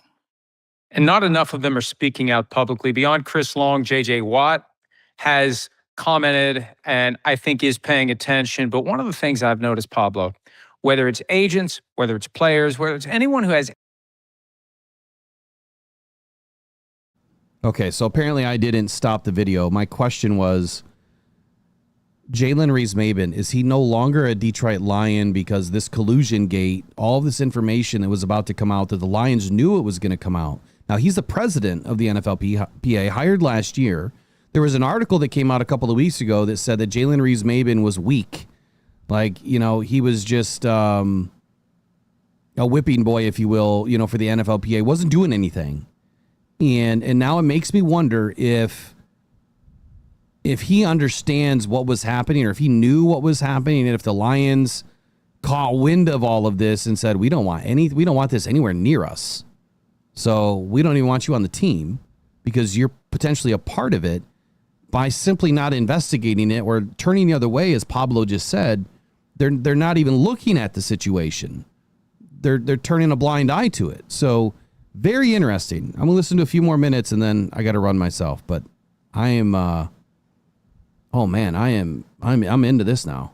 Any relationship to the league or the union, there is such a fear of reprisal. And people have told me now, obviously off the record, but they flat out said, I'm not getting in the middle of this because I do business with teams. I do business with the union. I rely on the union, for example, to get my fees if my clients don't pay me. I have to avoid being disciplined by the union. I don't want to piss anybody off. So a lot of people have opted to stay quiet. And we got to give credit where credit's due because so many of our colleagues in the media took their heads and buried them in the sand. ESPN's reporting last week from Don Van Natta Jr. and Kalen Kaler really helped turn up the heat on all of this. The biggest developments in that report, Mike, that pushed this story ahead, do we start with the NDA? I feel like we got to start with just that headline, right? The idea that there was an NDA as it relates to the NFL and the NFLPA coming together, agreeing to keep secret the ruling in the collusion case that was issued January 14, 2025. And they also agreed to press pause indefinitely on the post-ruling litigation. But they found the smoking gun evidence of an agreement that never should have happened. If you're representing the interests of the players, there's no reason to hide this. And once it comes to light, why not explain to the world why you decided to hide it? Why not give us the strategy behind this idea that it's in some way good for the players to hide this? The quote from the ESPN report, The 61-page arbitration ruling was to be shared only with league and union lawyers and a handful of senior union and league executives, while the NFLPA considered its next legal move, end quote. And that next legal move is the next step in our recounting here. And this part is what made me laugh out loud.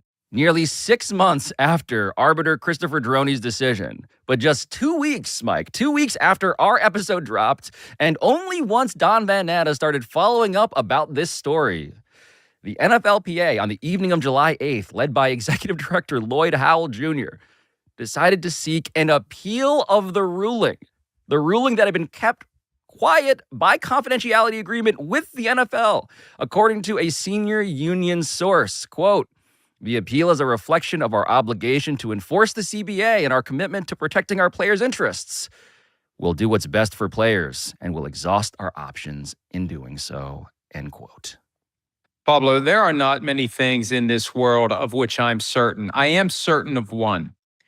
There is no way that appeal right gets exercised when it does if the secret deal hadn't been blown up, sir, by you finding the 61-page document. They would continue to be indefinitely pausing. And maybe that was the play all along for the union. We're not going to do anything here until we're forced to do something. And everything you quoted by way of what they said their obligation is, that obligation existed on January 14. Yes. Why did it go into hibernation until they were forced to take action? And so this set the stage for another follow-up report by those ESPN reporters. They nailed down something that I had heard.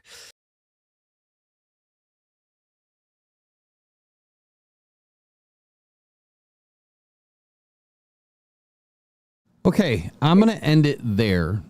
I put the link in the chat. I will also go back and put the link in the description. Excuse me there. I didn't mute my phone. I'm going to go back and put it in the description as well so you guys can find it. But Pablo Torre finds out. It was a post from about 5 hours ago where they're discussing this. And I've got to do my due diligence now. So I'm going to have to go watch this. I'm probably going to spend 3 hours on it, watching it, researching, and figuring out exactly what they're talking about, who they're talking about, and why. And then I doubt that I'll have, an opportunity to discuss it tonight. But I'm gonna probably come back on the weekend with some information, and I guess what I'm thinking is going on here. This is huge. Like this is huge. Riley, the bits and pieces that you found, or the bits and pieces you listened to, give me your 15 seconds, and then we're gonna jump. Yeah, unfortunately, I didn't really catch any of it. I was out, took my dog out real quick, but yeah, I'm excited to hear something about a 61-page report document. And so knowing the way that you dive into things, I'm looking forward to the videos that I'm sure you're going to put out on this. I got to go catch up the last 15 minutes I just missed and see what I'm missing.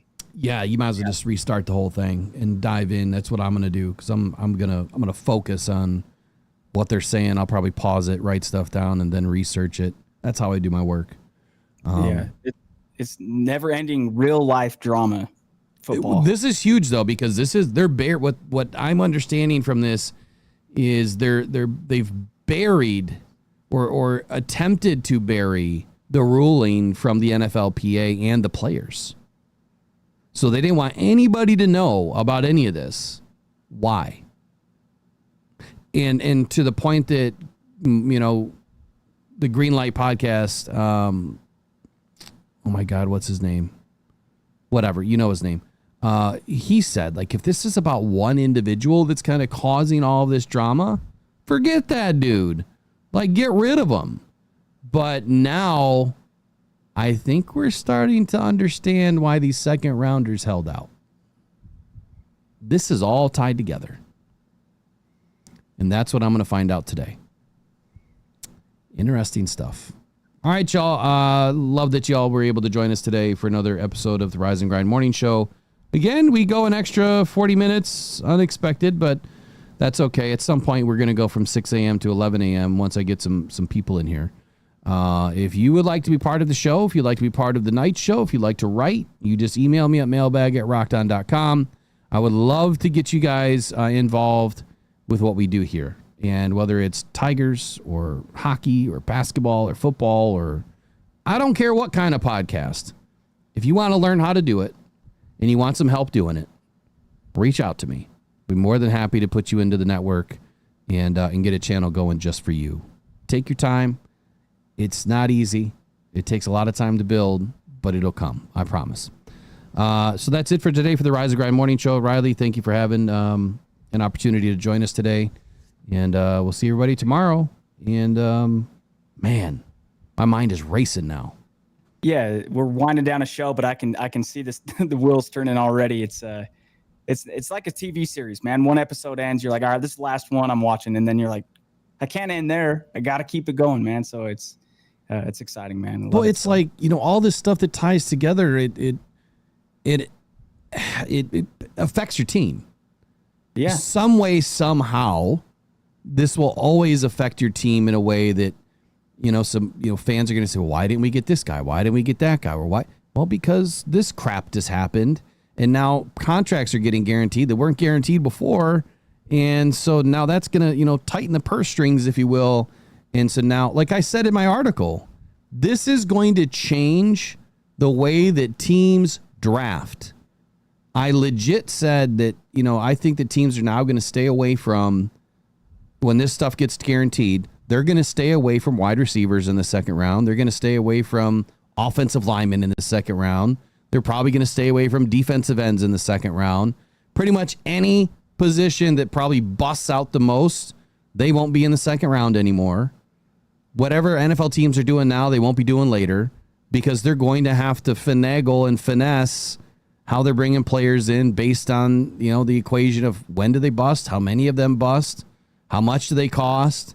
Like, it's going to change the dynamic of drafting for sure. I got to stop. Otherwise, I'm going to talk for another 5 hours. I'll see you guys tomorrow. Take care. Have a good one, guys. The podcast. Shout out to Rockhound Detroit Lions, man. There My you pride. go.